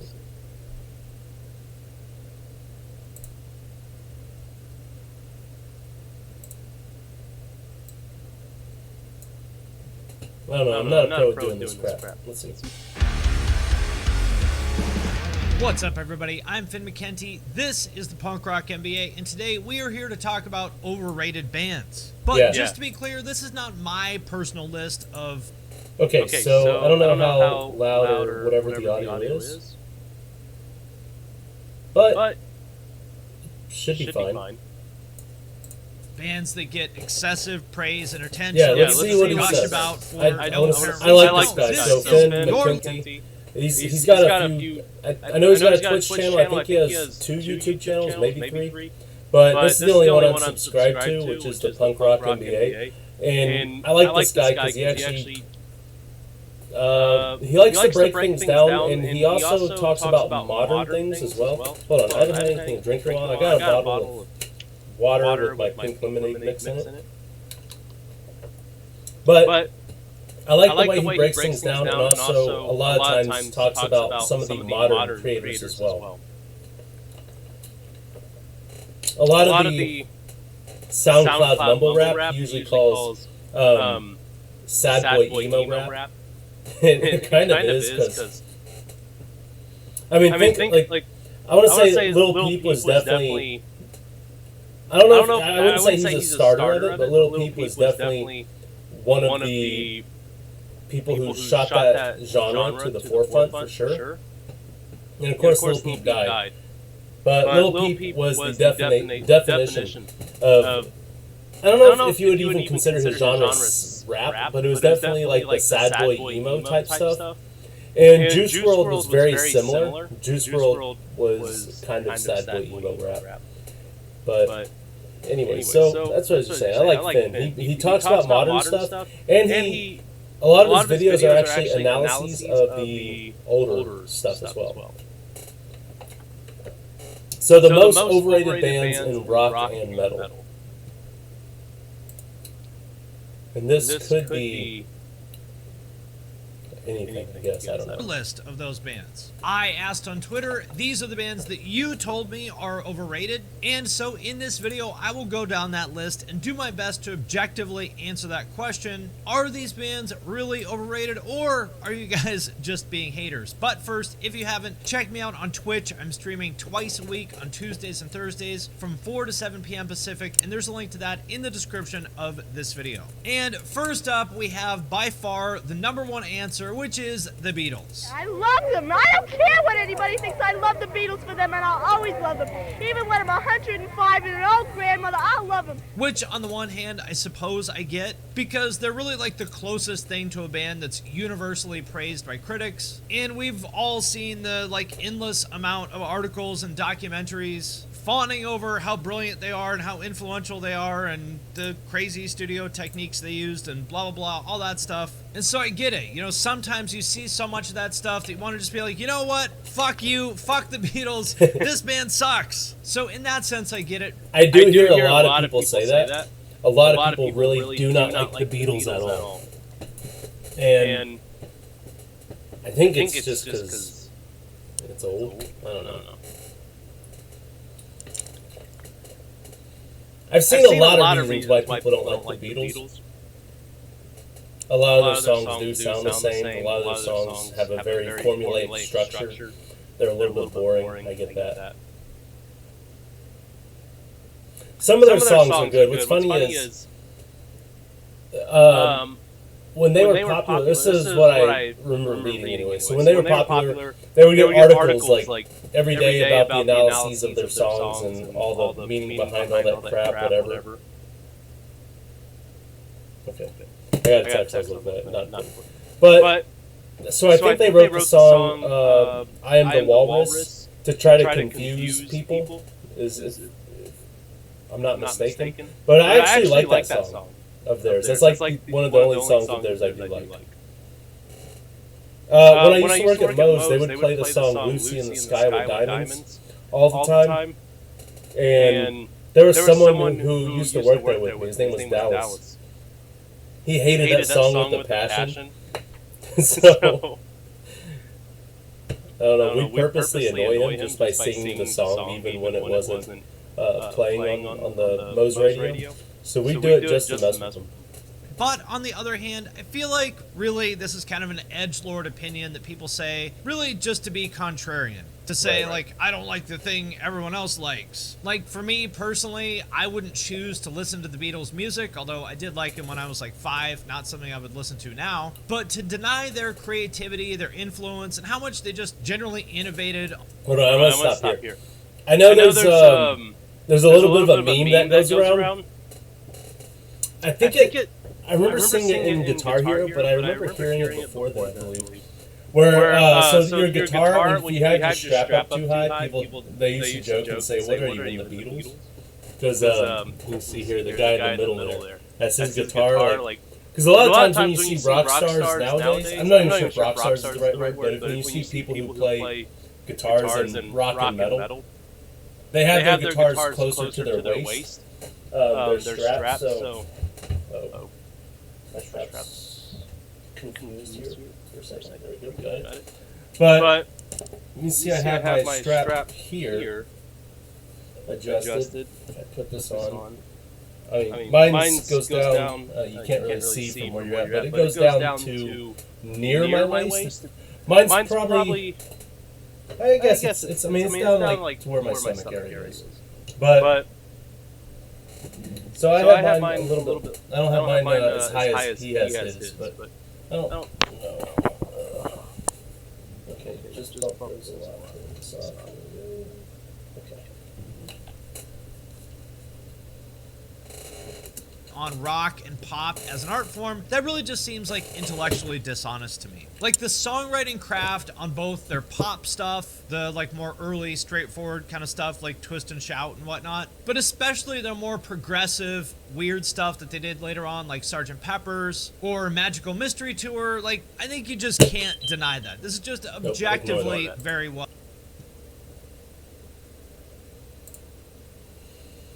All right. Hold on a second.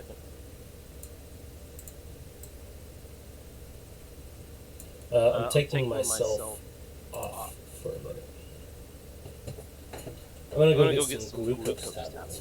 Blood sugar's feeling a little bit low.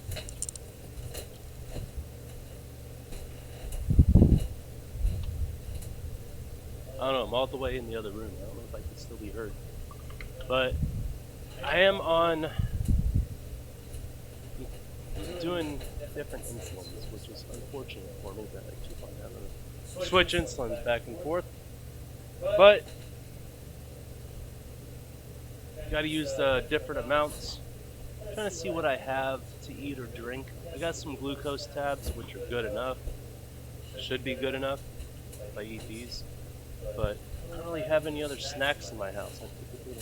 I've got some peanut butter banana protein bars. Okay. I'm almost out of glucose tabs actually. I gotta go get some more soon.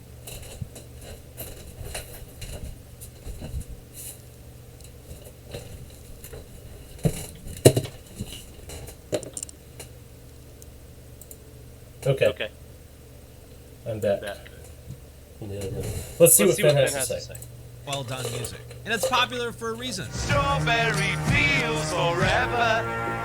If you haven't, put on a pair of headphones and really listen to this stuff. There's so many cool details to these arrangements, so many like layers of harmony and just cool little things going on that even if you don't like their music, I think you'll appreciate just as an example of great craft and attention to detail. Really groundbreaking stuff that, at least to me, still sounds great to this day, even if it's not something that I would personally choose to listen to. Right. In the case of the Beatles, I would... That actually reminds me one more song that's actually not bad by theirs. It's called A Day in the Life. And that one's not bad. I like that one too. Say the hype is real, but at the same time I also get that hearing people gush about the Beatles for like 60 years now is kind of annoying, so I do understand the urge to hate on them. And next up, another one that I was kind of I agree on that. There are so many people who still say the Beatles are like the best rock band that's ever existed in history. There's still a lot of people who I hear, older people who say that. And I think it's just because they haven't heard anything new. There's been so many newer artists. When I say newer, I don't even mean like in the past 5 years. I mean even the past 10 years. Past 20 years. Newer than the Beatles, how about that? More recent than the Beatles. That have produced so much more innovative stuff. That is better than the Beatles songs on both technical, creative, and just sounds better, period. But whatever. Prize to see on this list is AC/DC. Not because I think AC/DC is great, I definitely don't, but because of the definition of overrated. Like, in order to be overrated, it sort of inherently means that a band has to have tons of people hyping them up and saying they're so great and elevating them to this godlike status. And who is saying that about AC/DC in 2022? Like, maybe in 1985, maybe, but in 2022? Okay. I definitely get this for AC/DC, but man, AC/DC, I'll put this. I'm trying to. Let me think of a way to put this.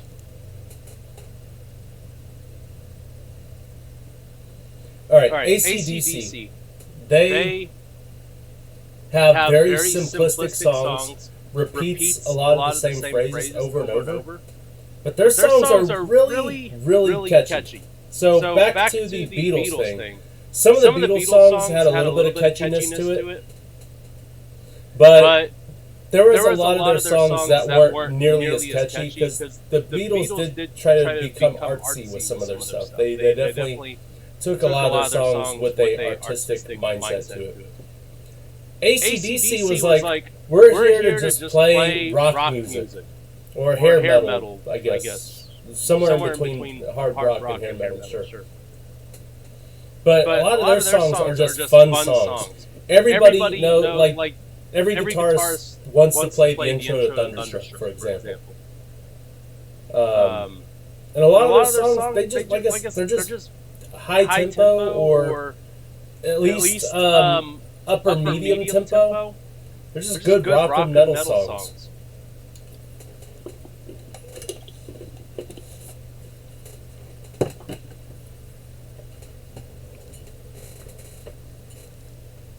Would I agree that they're overrated before seeing what Finn's analysis is? Probably. But don't let Mr. Muse know that.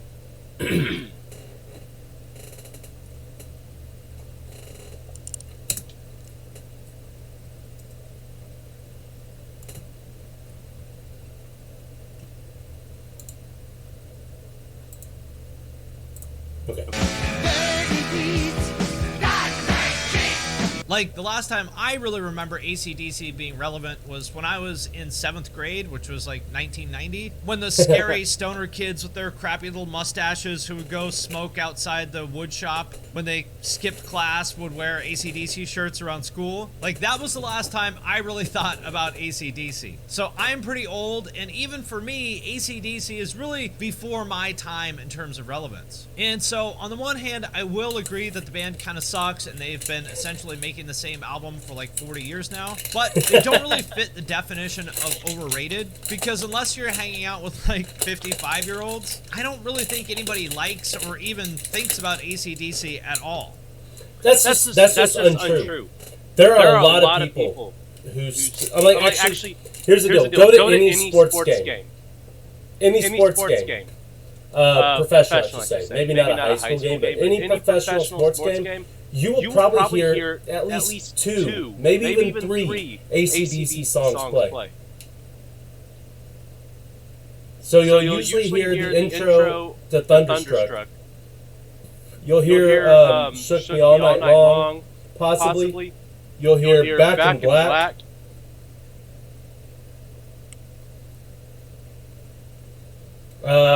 Was TNT AC/DC? I think so. Scorpions was Rock You Like a Hurricane. So AC/DC was TNT.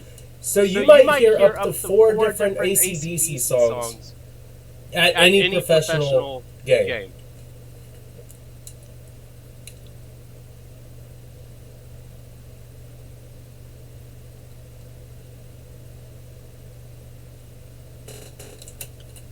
eating ASMR. But no, I mean that too.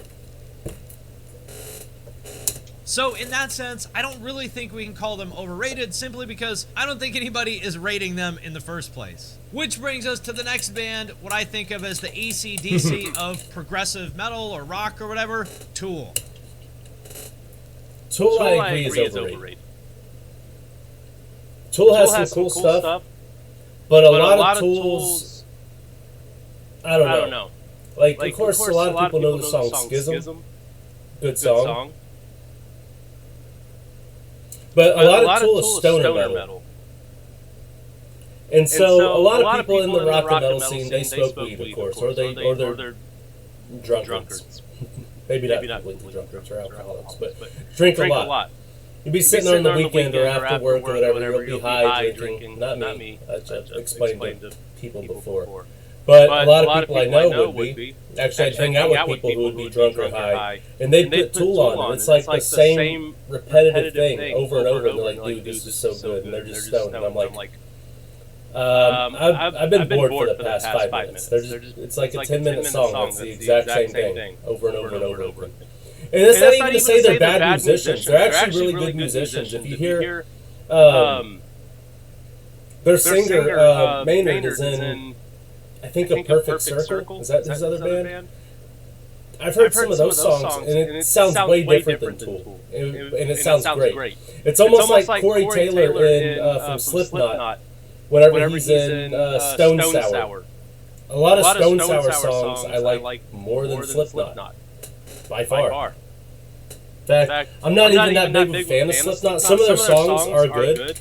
I will admit that. I know a lot of their songs just because they've been around for so long, but most of the time I call Slipknot Slapnut. Okay, anyway, let's continue on with this. Meaning, they've kind of been making the same album again and again and again for decades, but people seem to eat it up. I don't know why. This band was suggested by a lot of people, and honestly, for good reason. Because we all know the deal, right? Like, I really don't know why. But the Tool fandom is almost like this army of evangelists who have made it their personal life's mission to go around the planet spreading the gospel. The Tool is the most sophisticated, important music on the face of the planet. They'll tell you all about how Tool's Lateralus album is based on the Fibonacci sequence, even if they don't actually know what the Fibonacci sequence is. They just know that it sounds cool. And they'll go into exhausting detail about all the breadcrumbs and lore and all the Easter eggs on this album that kind of hint at some sort of deep hidden secret buried inside this album. Like they're Nicolas Cage and National Treasure adding up all these clues that'll point them in the direction of this hidden copy of the US Constitution or whatever that movie was about. Okay, so I actually like that. That's really funny. But that is, believe it or not, that's something I look forward to in a lot of music. So some of my other favorite bands, for example, Opeth. A lot of Opeth's songs and albums and stuff like that have stories to them, or their concept albums and things like that. Dream Theater. A few, even though their songs don't necessarily connect, a lot of Dream Theater's albums are in a way concept albums. There's themes and motifs in them. And there's also allusions to other previous songs in the albums, or even songs off of other albums. And they have certain things that actually track through multiple albums. Cody and Cambria. One of my favorite bands.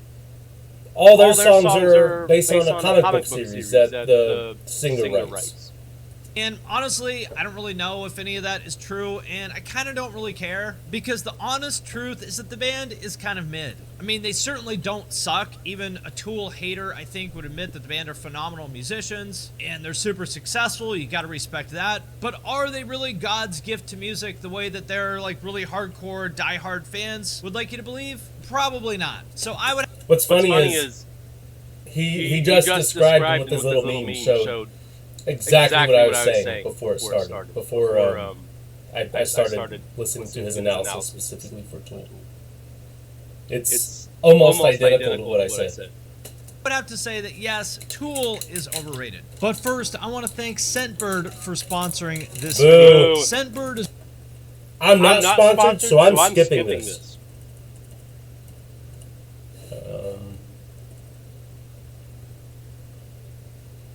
All right. All right.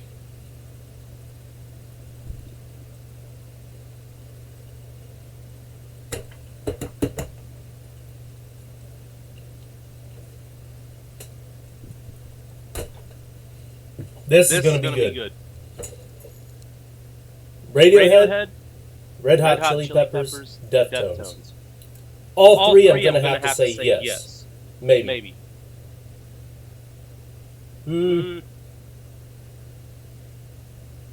I'll have to think about it. I keep slapping the mic thing. I'll have to think about it. Radiohead, I'm going to have to say yes. And there are some Radiohead songs I absolutely love. Paranoid Android, one of my favorite songs. Creep, good song. A lot of people know that one from Guitar Hero or from other things. It became a meme for a while as well. Yeah, a couple other songs here and there. I'm trying to remember what the name of the song is that has the piano thing in it, which doesn't help at all. But Red Hot Chili Peppers. Great instrumentalist. I don't know. Actually, one of my least favorite things about Red Hot Chili Peppers is their singer.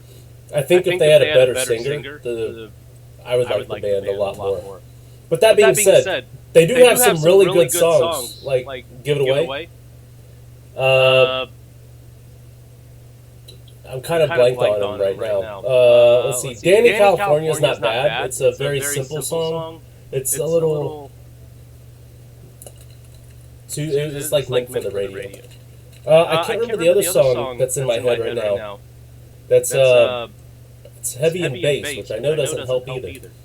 But back when I was in senior year of high school, freshman year of college, and I would play with a group of friends I had, Matt, Chongo, and them, and we'd do a couple Red Hot Chili Pepper songs, I think. I can't remember the name of the other song that we used to play, though. Well, that's what I'm going to say. I'm not a huge fan, but like I said, I think I would be a bigger fan. One of my friends back in the day, Dalton, he did, I think for the talent show, the song Scars. But you see, I'm blanking on all their song names right now. Anyways. Radiohead's gift to music by a certain segment of people, especially Radiohead's album Kid A from 2000, which is when they stopped playing relatively straightforward, guitar-driven alternative rock and started doing more like ambient, ethereal, experimental kind of stuff. Yeah.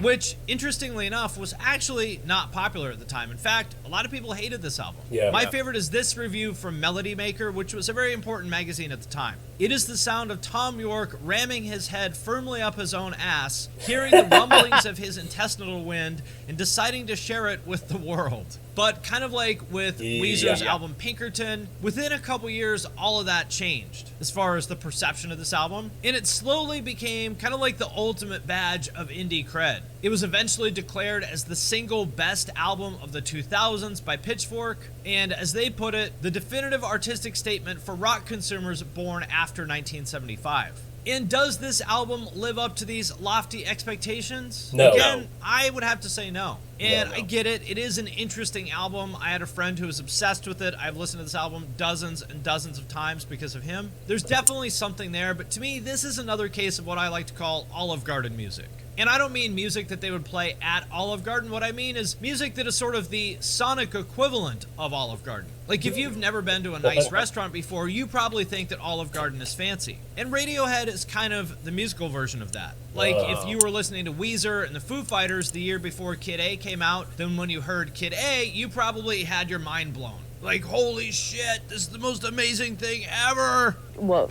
it captures your mind and brain and your imagination. The same way as, like, if you've eaten a Burger King all your life, you probably felt that way when you had your first tour of Italy at Olive Garden. But on the other hand, if you had been exposed to more genuinely experimental avant-garde music, when you heard Kid A, you were like, yeah, this is alright, just kind of sounds like background music that they might play at Urban Outfitters. And so, would I say that Radiohead are overrated? I would. Another one that came up... Yeah, I think his analysis is pretty much spot on. That's how I feel about Radiohead as a whole. Like I said, they got popular. Their album OK Computer. think that's what the album's called.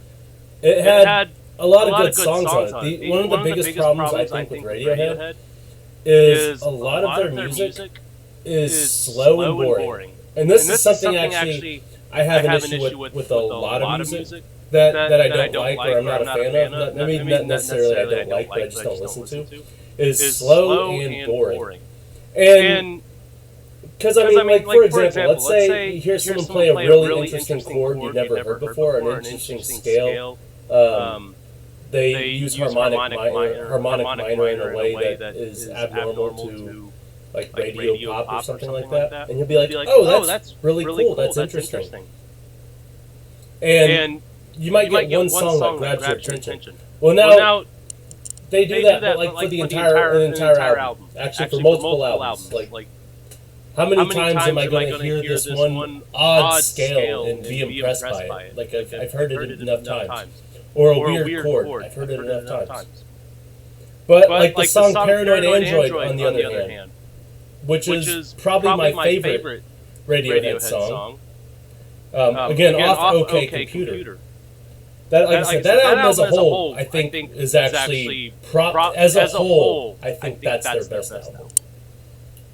But okay, Paranoid Android starts off. The tempo's doesn't seem like very fast or slow. It's kind of somewhere in the middle, and it's got that interesting sound to it that I'm talking about. That's like, ooh, and it grabs your attention.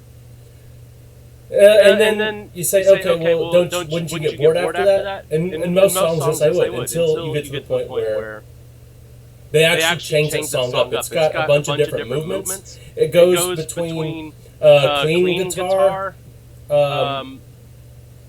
and some other weird sound that's playing that's in the first, I guess, act of it, whatever. And then after that, it goes into a part that's actually, it's basically metal at that point. It's got like heavy metal. It's got a really heavy distorted guitar riff. It's got a crazy guitar solo that happens. It shreds pretty much. And then, I don't know, maybe not quite shreds, but for Radiohead, it's shredding for sure. How about we'll go with that? It's got a really catchy riff to it. It's like dun dun dun dun dun dun dun dun dun dun. And of course, what I did probably wouldn't turn you on to it at all. But then after it does that whole passage, it goes into a really slow part. So it gets you amped up, the tempo speeds up, it gets heavy.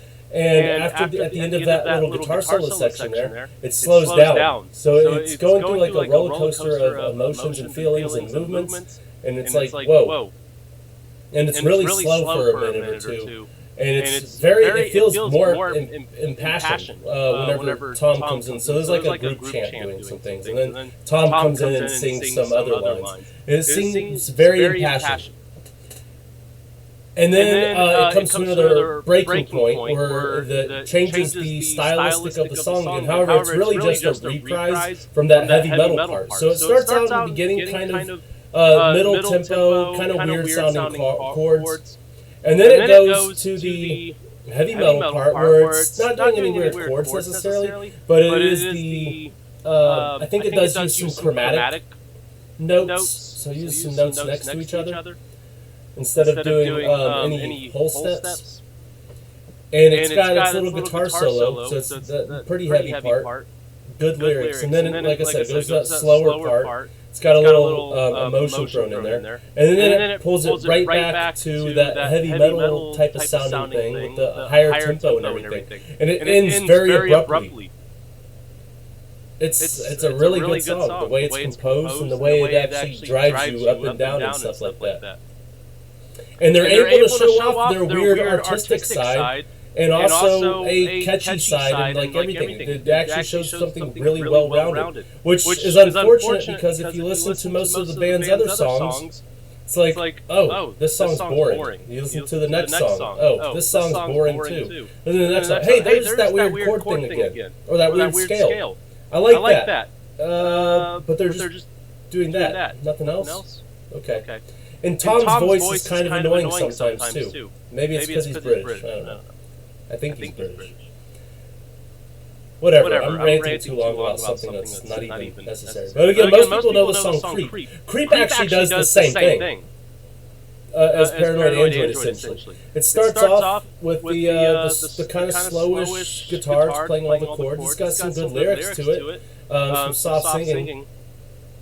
And then when it gets to the build-up for the chorus and it gets to the chorus, it goes into a distortion guitar. So you're actually switching between that clean guitar or acoustic guitar. I think it might be double-tracked. It might be both an acoustic guitar and a clean guitar playing.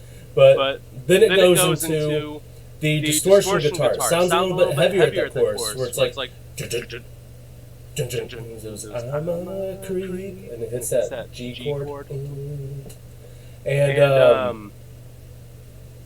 And then it goes, the middle section of the song, Tom starts singing really high, where he sings a lot in a lot of the songs. But it's got the guitar doing fast-picking little, some chords, some little pattern. I don't know what it's doing. It's a good song. But a lot of their songs don't display all of those different techniques and emotions. A lot of them will pick on one specific thing and kind of rag on that for 5 or 6 minutes. And I think that's why. I think that's one of the issues I have with pop music too. So a lot of times in pop music, you'll have like one thing it just hounds on for 5 to 10 minutes or something. But okay, not even that long. Say 2 to 3 minutes for a pop song. It feels like 5 to 10 sometimes because they'll sing the same chorus over and over and over again. Rihanna's song, Diamonds, for example. Like, does that song have any lyrics other than Shine Bright Like a Diamond? Yes, the obvious answer is yes, it does. But the song goes on forever, it feels like. Like, she could have ended it like a whole minute early. But whatever. Let's see what he has to say about Red Hot Chili Peppers. Red Hot Chili Peppers, he's probably going to say similar to what I was saying, where they have really good musicianship, technique, and everything. They're really good players. And they've got a few hit songs. They had some songs that were singles or hits or whatever. I just don't think they have anything that says, like, this is a definitive band you need to listen to. Now, however, I will say Red Hot Chili Peppers, people who like them, really like them. Like, they are, it's like almost a cult. Now, I'll say I'm almost in a cult, too, with the way I like Coheed and Cambria and Dream Theater and stuff. But, maybe not, because I know some people really follow them, like tattoos and everything. I don't even think I follow any of those bands on social media, which is funny. So usually I find out that they released an album like a month after they do it or something. It's kind of weird, but let's see what Finn has to say. A lot is Red Hot Chili Peppers, which again, I'm not so sure that I agree with. On the positive side, I actually really love all this band's early stuff, like pretty much everything they've done up to and including Blood Sugar Sex Magic. I've always been a big fan of funk. My mom listened to a lot of that stuff growing up, and I always really appreciated how they combined that with punk in a really cool way that wasn't like as forced as some other bands did it. And I think most people would agree that everybody in every version of the Red Hot Chili Peppers is an absolutely insane musician. Of course, with the exception of Anthony Kiedis, who, let's be real, is just not a great vocalist. I think I said the exact same thing. I think I said I would like them if they had a better singer. That's funny that I have not watched this video, by the way. Because Finn just put this out, and I just saw it in my subscription box before I pulled it up. And I think that's funny that he said almost, the exact same thing I said. I mean, just in different words. Okay, let's see. This is a good song. Now, with all of that being said, I think everything that was on Tony Hawk Hawk Sugar Sex 3, Magic, so basically the last 30 years of their career has been absolutely awful, but that is actually beside the point. I think they're another case, kind of like AC/DC, where you can't really say that the Red Hot Chili Peppers are overrated, because exactly who was out there singing the praises of this band, right? And next up, another band that I know many of... I'm going to say Deftones. A lot of people I know listen to them. You know what? The only thing I remember Deftones from, like the Dragon Ball Z movies, like Cooler's Revenge and stuff like that. I can't remember exactly which ones. A lot of those had Deftones in it. As like in the background, the music would be playing. I honestly never really listened to Deftones, so I don't have an opinion on this one. So I'm going to have to hear what Finn says. But I honestly don't have much of an opinion. And I know a lot of people. Was it? I think it was their bassist that was in a coma for like 20 years. Honestly, I can't remember the whole story. But let's just see what Finn says. If you out there love to the point of worshiping them like it's a religious experience, Deftones. I just mentioned that about Red Hot Chili Peppers too, like a cult is what I said. And a lot of people really do follow these. All these bands he's mentioned. I wouldn't say all of them, but Red Hot Chili Peppers, Deftones, Tool. A lot of their big fans are like cult members. Okay. And if you've watched my other videos, then you're probably expecting me to just absolutely dunk on this band. And it's true that I do find this band pretty kind of unremarkable and uninteresting. Their fans drive me insane because they're like the perfect overlap of people who are just a little bit too into weed, nu metal, and shoegaze. 3 things that I cannot stand. That's actually hilarious. I will say the crossover of fans that like Deftones and Tool, it's almost like if you were to draw 2 circles, they would almost be on each other completely. Like there'd be like little slivers on the side that aren't touching. The rest of it is like almost entirely together. Yeah, that I will say the Deftones and Tool fans are very similar. Deftones, I know for sure, though, would be something I'm definitely more into. Over Tool, however, I don't like I said, I don't actually know any Deftones songs, but I know that the style they do, I would probably be more interested in. I just never. I don't know. I think it's past the point where I would have cared to listen to them. I'm not saying that I would. Like, you know what? I could download one of their albums and just listen to it and fall in love with it. I probably would, to be honest, but I don't know. I'd rather move on to listening to new modern music. So, for example, one of my favorite artists right now, most people know this because I talk about it in my classroom all the time, is Bella Porch, which is funny that I mentioned that I don't like most pop music. But her, I'm not sure if you would classify her music as pop. It's definitely similar. It has a lot of the pop kind of sounding stuff in it. However, it's a little darker. It's definitely darker. And I can't remember. It's kind of like Lana Del Rey. I know the comparison. Be like, oh, the music doesn't sound at all like Lana's. No, but I mean like how it's pop adjacent. So like Lana Del Rey songs sound almost like something that could be on the radio, but it's not quite. And I think 1 or 2 of her songs have been on the like did cycle through radios before, radio stations. But anyways, let's just continue on. But putting my own personal taste aside, if I'm being objective here, I've got to give Deftones credit where it's due. I mean, they have 3 platinum albums, 5 that have hit the Billboard Top 10, and they've kind of quietly become one of the most influential metal bands of the past 10 or 15 years, with this whole branch of bands like Loathe and Sleep Token. Wait, I just noticed that tattoo on Finn's arms. Like, I know he had tattoos, but I think that one's new. The one on his right arm? I haven't seen that one before. Actually, and I haven't watched the past couple videos from this channel, Punk Rock MBA. Okay.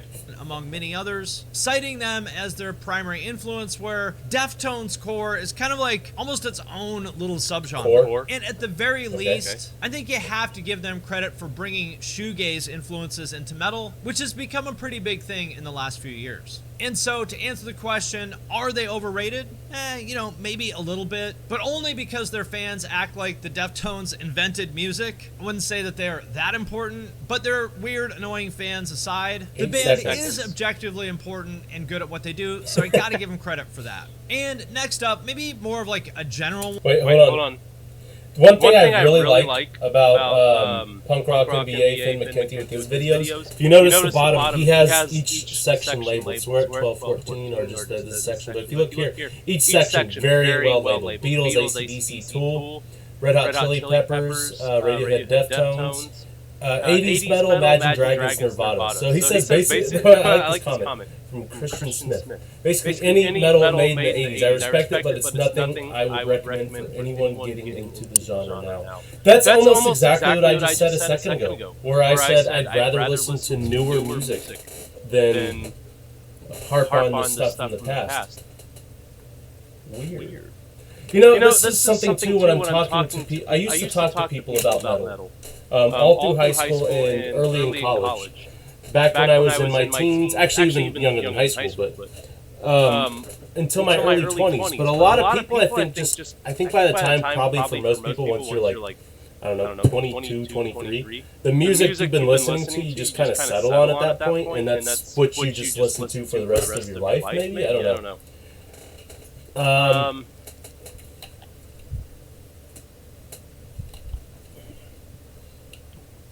My hair's getting annoying.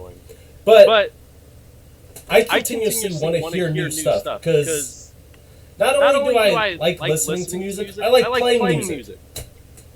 And I'm always looking for something new to try to play.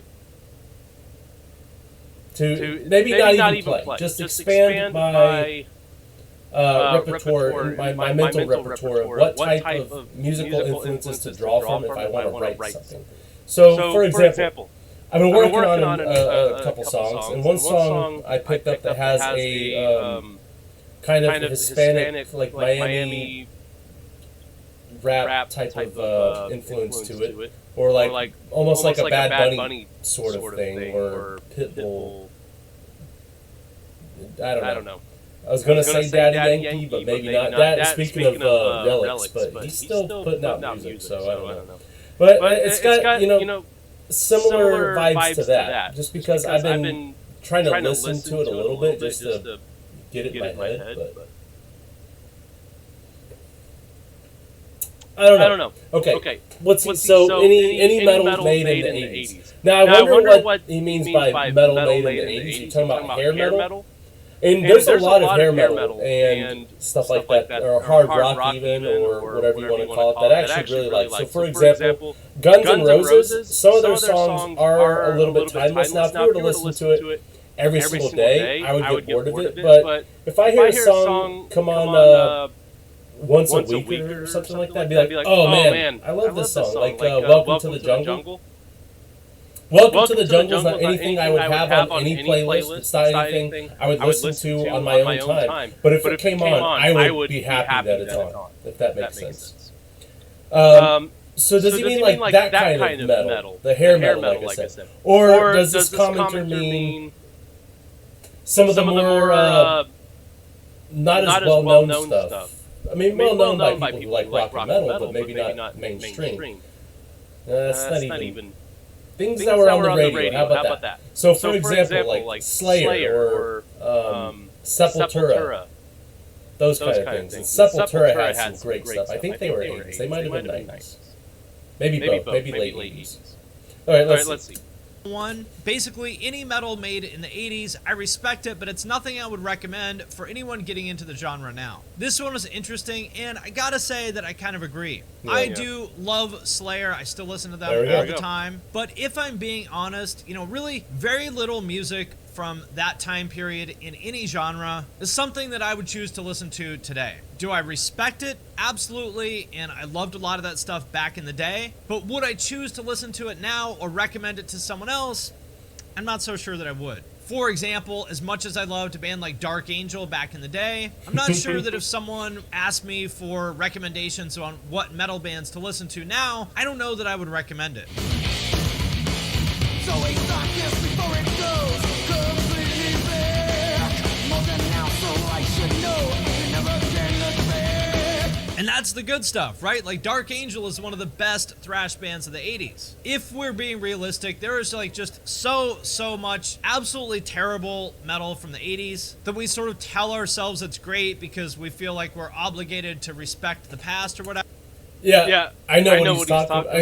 I want to pause it here because I almost think he's going to say it, but I'm not sure if he is.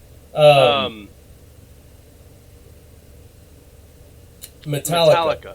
Metallica has some great songs. Like Enter Sandman, one of my favorite songs by them. I really love the song Enter Sandman. But Metallica, for every good song they had at least one other bad song, sometimes 2 or 3 bad songs. Some of Metallica's songs are just awful. Like it's funny, you can listen to a whole album of theirs, and half the songs will be like, man, these are some of the best songs I've ever heard. The other half will be like, this should not be abandoned anymore, these are so bad. I'm exaggerating a little bit, but of course. But some of Metallica's songs are that terrible. And then again, some of them are great songs. So, because his singing style, what's his name? I can't remember his name right now, but his singing style is really different. It's almost like, is this the same guy? And it is if you see live videos, but I don't know. Whatever, but let's be honest, it just really does not hold up.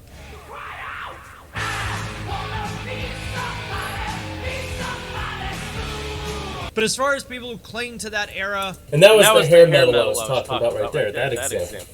The hair metal, a lot of it's actually really good.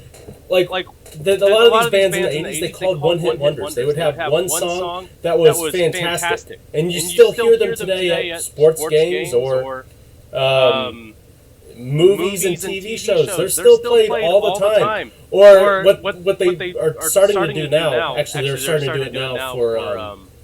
I guess songs from the 90s, not even the 80s anymore. But what they were doing for the past few years, when you'd see a movie preview, you would take one of those 80s metal songs, and they'd slow it down, the tempo down, like cut it in half, play it on the piano with like a cello and some other stringed instruments playing, and you'd have a female singing in like the hipster kind of a tone, and you'd hear like a creepier kind of version that was like...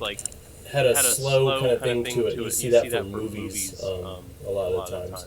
Batman, the new one with Robert Pattinson, just did that with the Nirvana song, I think. But that same kind of style. Not always a female vocalist for those, but a lot of times they'll do that. But they'll slow it down, play it on piano or keyboard or whatever, and have like stringed instruments, orchestral style, slow it down. So you still see that a lot with these 80s hair metal songs, but whatever. Just keep moving on. So much that you're like, does this guy know it's not 1988 anymore? I just don't get that. You know, that was 35 years ago, and there's been a ton of great metal that's come out since then. And I just don't really understand why you'd want to box yourself off like that and sort of deliberately reject so much great music that's come out. And if you sort of do an honest comparison, I don't think very much of that 80s metal stuff sounds great compared to stuff from now or even the 90s. So I would say I have to agree with this one. I do think that 80s metal is overrated. And next up, Imagine Dragons. This is a...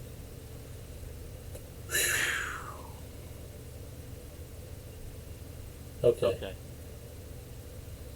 This is a tough one. This one...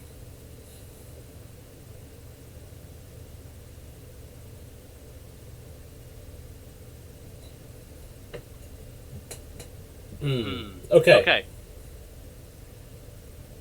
I'm interested to see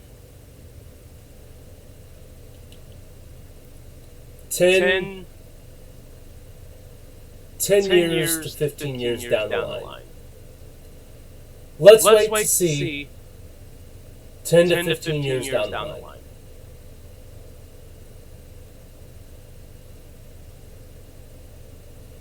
What will people say about Imagine Dragons 10 to 15 years down the line? Here's the deal with Imagine Dragons. That was actually really annoying for me. One of the more recent music awards, maybe 2 years ago, because I don't think, maybe 3. There was a music awards not too long ago where Imagine Dragons won literally every category for rock and metal, which blew my mind, because first off, Imagine Dragons isn't metal. Are they rock? You could say they are pop rock. Because their songs are definitely pop songs. They're definitely pop songs with the backbone of a rock element to it. That is how I would explain Imagine Dragons. Now that being said, overrated. Because I was just talking about this with AC/DC. You go to any game, any major sports game, you'll hear at least one AC/DC song, but possibly up to like 4, maybe 5. I don't know, because you might even hear some other ones. But here's the deal, though. A lot of people might not even realize they're AC/DC songs, but that's the whole different story. Imagine Dragons, you almost always hear at least one of their songs as well. You might hear Believer. Is that what? I don't know if that's what the song's called, but I think so.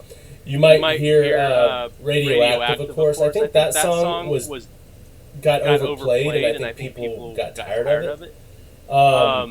Thunder, you might hear. So there are some songs you might hear at you probably will hear at least one at any major sports game.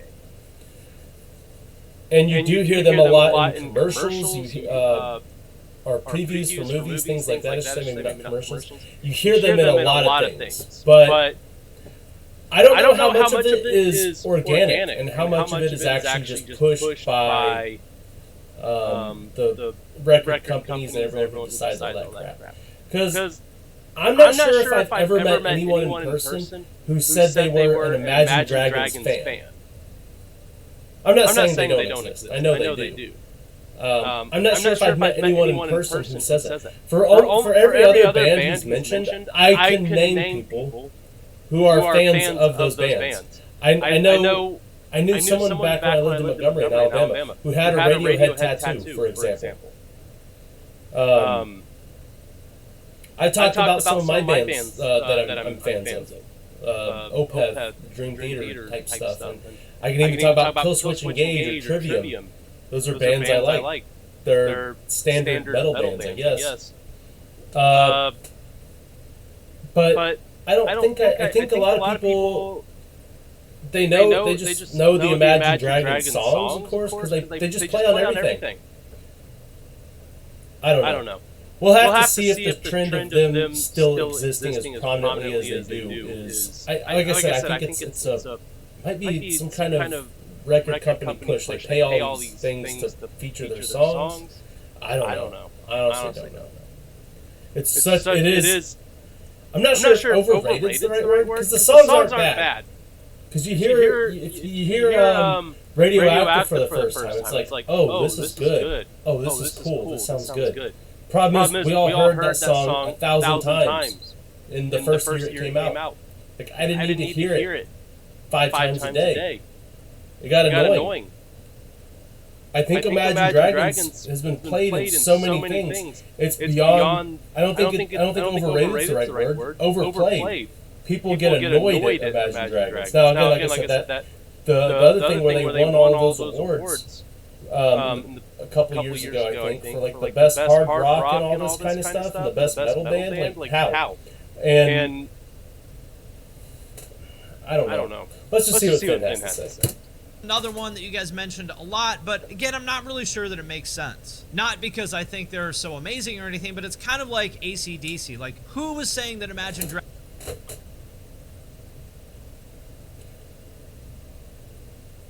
I don't know if I'm reading his mind or if he's reading my mind.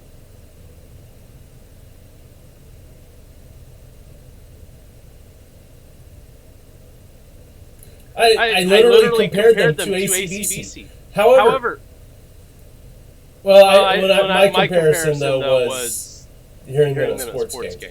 And I actually I can't remember exactly what I said, but I was kind of more on the side of I don't think AC/DC is as overrated as Finn thinks so. Would I say they're overrated? Probably a little bit to some people, but at the same time, their songs are still. I think they have merit to them.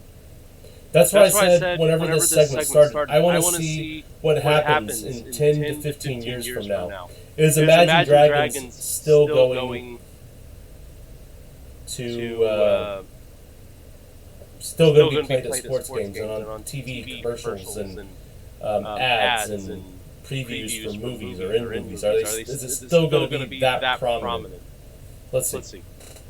Dragons is a great band. Now, they do have 57 million Spotify listeners, so obviously someone is listening to them, but that doesn't mean the band is overrated. It just means that they're commercially successful. if we kind of look at what does overrated actually mean, it means that there's a difference between how much they're praised by their fans or by critics versus how good they actually are, right? That difference is what defines overrated, not whether their music is actually good or not. For example, a band like Mr. Bungle is overrated because Mike Patton fanboys act like this is the pinnacle of recorded music, or maybe even the pinnacle of human artistic achievement in general, when in reality, Mr. Bungle is somewhat interesting in terms of, you know, the various experimental attempts they did at trying something different, but it's not really necessarily great music on its own merits, right? I'm gonna be honest, I don't know what Mr. Bungle is.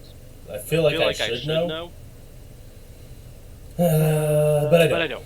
It's kind of like the major label version of what some zany 14-year-old would do in their bedroom if they could play as well as the guys in Bungle can. So again, it's this difference between how good do the fans say they are versus how good they actually are. But with Imagine Dragons, it's actually kind of the opposite. They have been dragged more than any band since Nickelback or Limp Bizkit, and basically designated as this generation's whipping boys, where if you want to show the world...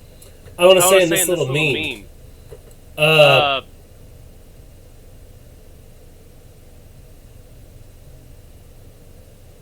Yeah, I was reading the rest of the meme because I didn't actually read panels the top two and the bottom left. The first thing I saw was Ford, and it said "must sound like a commercial," and that's what I was saying. Every Imagine Dragons song was in like half the commercials for a couple of years. You would hear Radioactive and everything.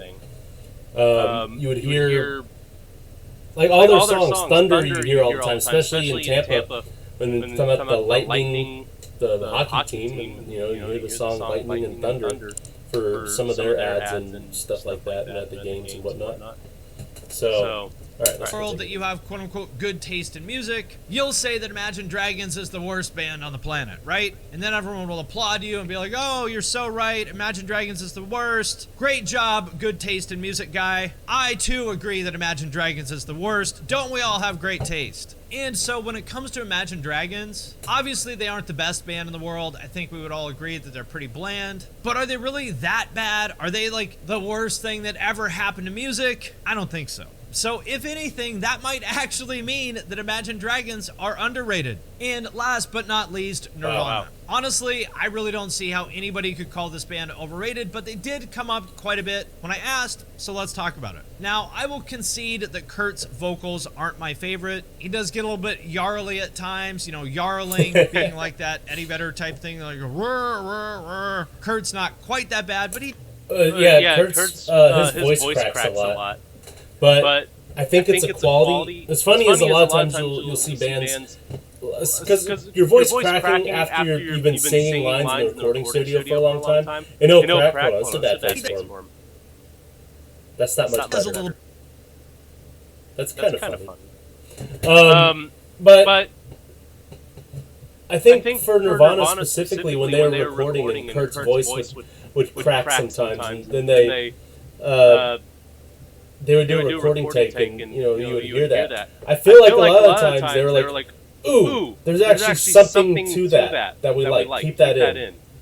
Because a lot of times bands, if they sing and their voice is getting worn out throughout the day, and they sing a line and their voice starts getting cracked and their voice will crack, and they'll track and they'll listen and be like, "Okay, sing it again until we get that crack taken out." Or they'll just say, okay, you've tried enough for today, we'll come in tomorrow with your throat fresh, and, go drink some, like, warm tea or something to soothe your throat a little bit. We'll come in tomorrow and retry singing some of the lines. A lot of times in recording studios, they'll do things like that. Or, honestly, depending on if you're a pop singer, they might not even... They might take your track and just auto-tune it. Actually, well, they do that with everything nowadays. They do that with rock music as well. They auto-tune or pitch correct or whatever everyone, or they do some modifications. But yeah, I think there was something with Nirvana where they would do that. I don't know why I was going on right. He said something about his voice, right? Nirvana, would I consider them overrated? It's almost like the other bands I'm talking about, where they have that cult following. I don't think Nirvana's overrated, but they do have, I think, that kind of cult following to them. If that makes any sense. Which I don't know. Let's see what it says.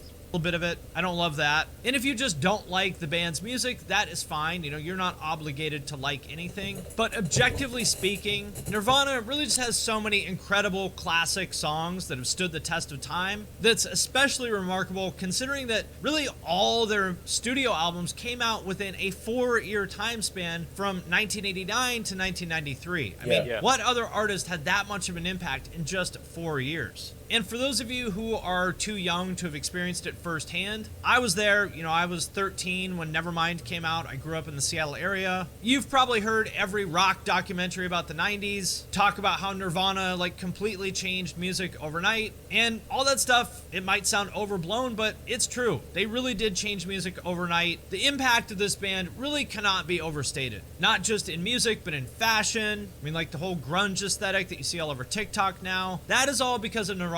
Yes, obviously there's Soundgarden, Alice in Chains, Pearl Jam, but Nirvana is the band that had the biggest impact by far. And in terms of legacy, if you play Teen Spirit or Come As You Are, even now, 30 years after it came out, everybody's gonna know it, from teenagers to old people. That is just how iconic these songs are. Kurt is still an icon and an inspiration to people of all ages. Like, how many teenagers do you see walking around in Nirvana shirts? Dave Grohl's career on its own has been incredible. Like, to suggest that Nirvana is overrated, that is an opinion that I just cannot get behind. So, in conclusion, looking at these picks of the bands that you guys told me... Okay, so wait, hold on.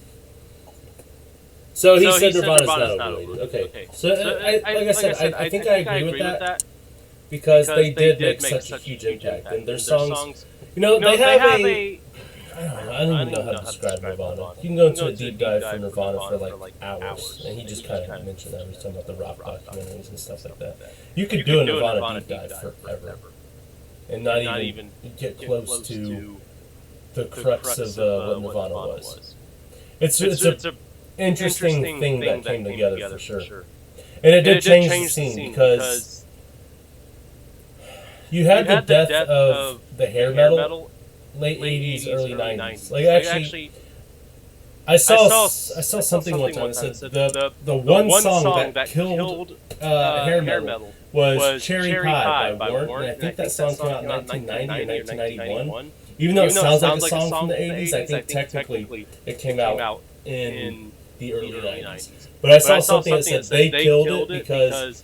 It was so over the top with the sexual nature to it, and the goofiness and all that stuff. That a lot of the hair metal that had that element to it, but they were saying Cherry Pie was just like way over the top. So you needed something to fill the void, because trends typically only last for a handful of years. You'll be lucky if you get a trend to last for 10 years. But the grunge trend has lasted for 20 years. If you go to any high school, you will see a couple dudes, a couple girls, you'll see them with the grunge style to it. They'll have a black shirt, black tank top, boy or girl, with an unbuttoned red flannel, and scuffed up jeans, and they'll have that grunge style that Kurt Cobain had. Hair not well done, and it's just I don't know. Makeup on girls not well done. Some dudes with makeup not well done. Nails painted, but half the paint's chipped off. The grunge kind of it's funny with grunge is it's almost like you have to put an effort to look this style, but the style is to look like you're not putting effort into yourself. I think that's I don't know. But the grunge style has lasted for 20, 30, about 30 years actually, not 20, 30 years. And in addition to that, any guitarist almost every single guitarist knows at least one Nirvana song, if not multiple. And even if they don't, Nirvana songs, while most of them aren't hard to play, some of them do have a little catchy, like, ooh, what's that sound type of thing to them. And so, like, Come As You Are, as you mentioned. And there's a few other ones. Even if a guitarist doesn't know the song necessarily, they can listen to it, pick up the guitar, and by just listening to it with their ears, pick up how to play it, usually pretty quickly. And it's a lot of this stuff's actually kind of fun to play. It's not, I don't know. Well, whatever. Let's see what he has to say in conclusion. Or the most overrated. I gotta be honest, as much as I don't like a lot of these bands, I'm not so sure that I would agree that they're overrated. I think for the most part, you guys are just kind of being contrarian. I may not be a huge fan of a lot of these artists personally, but if we're being objective, I think that almost all of these are among the most successful artists in their genre whose influence and impact and songs have really stood the test of time. And it kind of feels like you guys are just trying to talk shit. But that is just my opinion. As always, let me know what you think in the comments of this video. Also, I want to thank everyone who supported. Okay, we'll talk about Patreon. No, and I sort of agree with that, even though I did say some of them were overrated. At the same time, these bands are more popular, more famous, more successful than I will ever be in my life. So, I would rather be an overrated multimillionaire than be a high school teacher. That's just the facts. That is just the facts. I think everyone would rather be on that.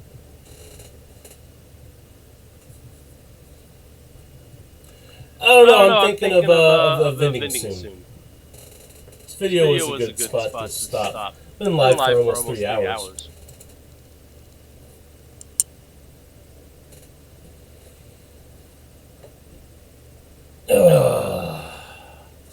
Let's do a blood sugar check before I get off, because like I said, it was getting low earlier. It's probably high now because I ate a bunch of glucose tabs.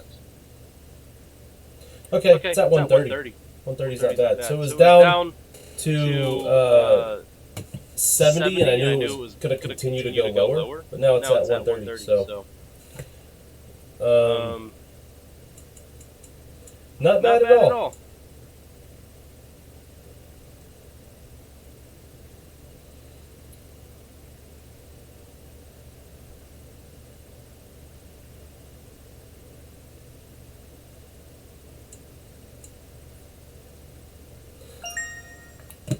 So I don't know. I think I'm probably about to go just make some food. Probably gonna have some eggs because the whole diabetes thing.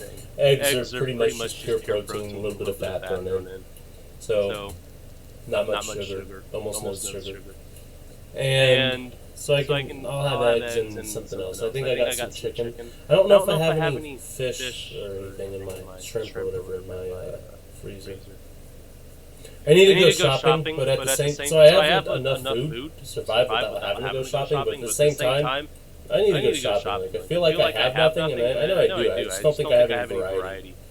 Maybe that's what it is. That's the problem.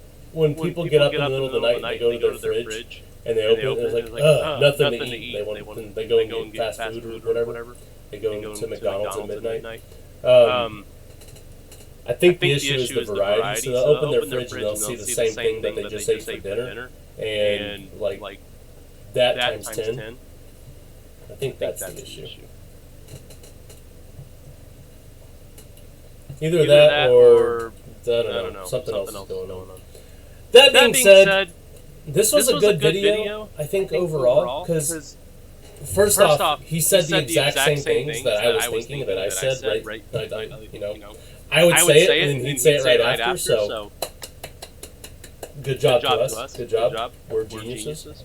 I think we already knew we were geniuses, and by we, I mean me. I knew I was, because I am. No, but, and obviously, so this guy, Finn McKenty, has been doing this for probably as long as I've been alive.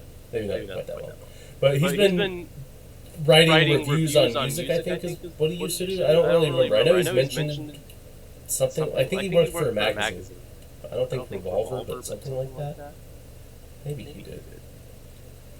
I don't know. Like, I don't follow this guy. Other than like I'm subscribed to the Punk Rock MBA channel, but that's it. Because I like I don't know. I got a couple of those that I recommended a while back, and they were good videos, so I subscribed. And I've been watching for probably over a year, but not like religiously. Like there's a bunch of videos I skipped. Like I skipped the past 2 videos, I think. Like there's a lot of videos he does. It's like the strange history of I don't know. I think the last one might have been Blink 182. I'll be honest.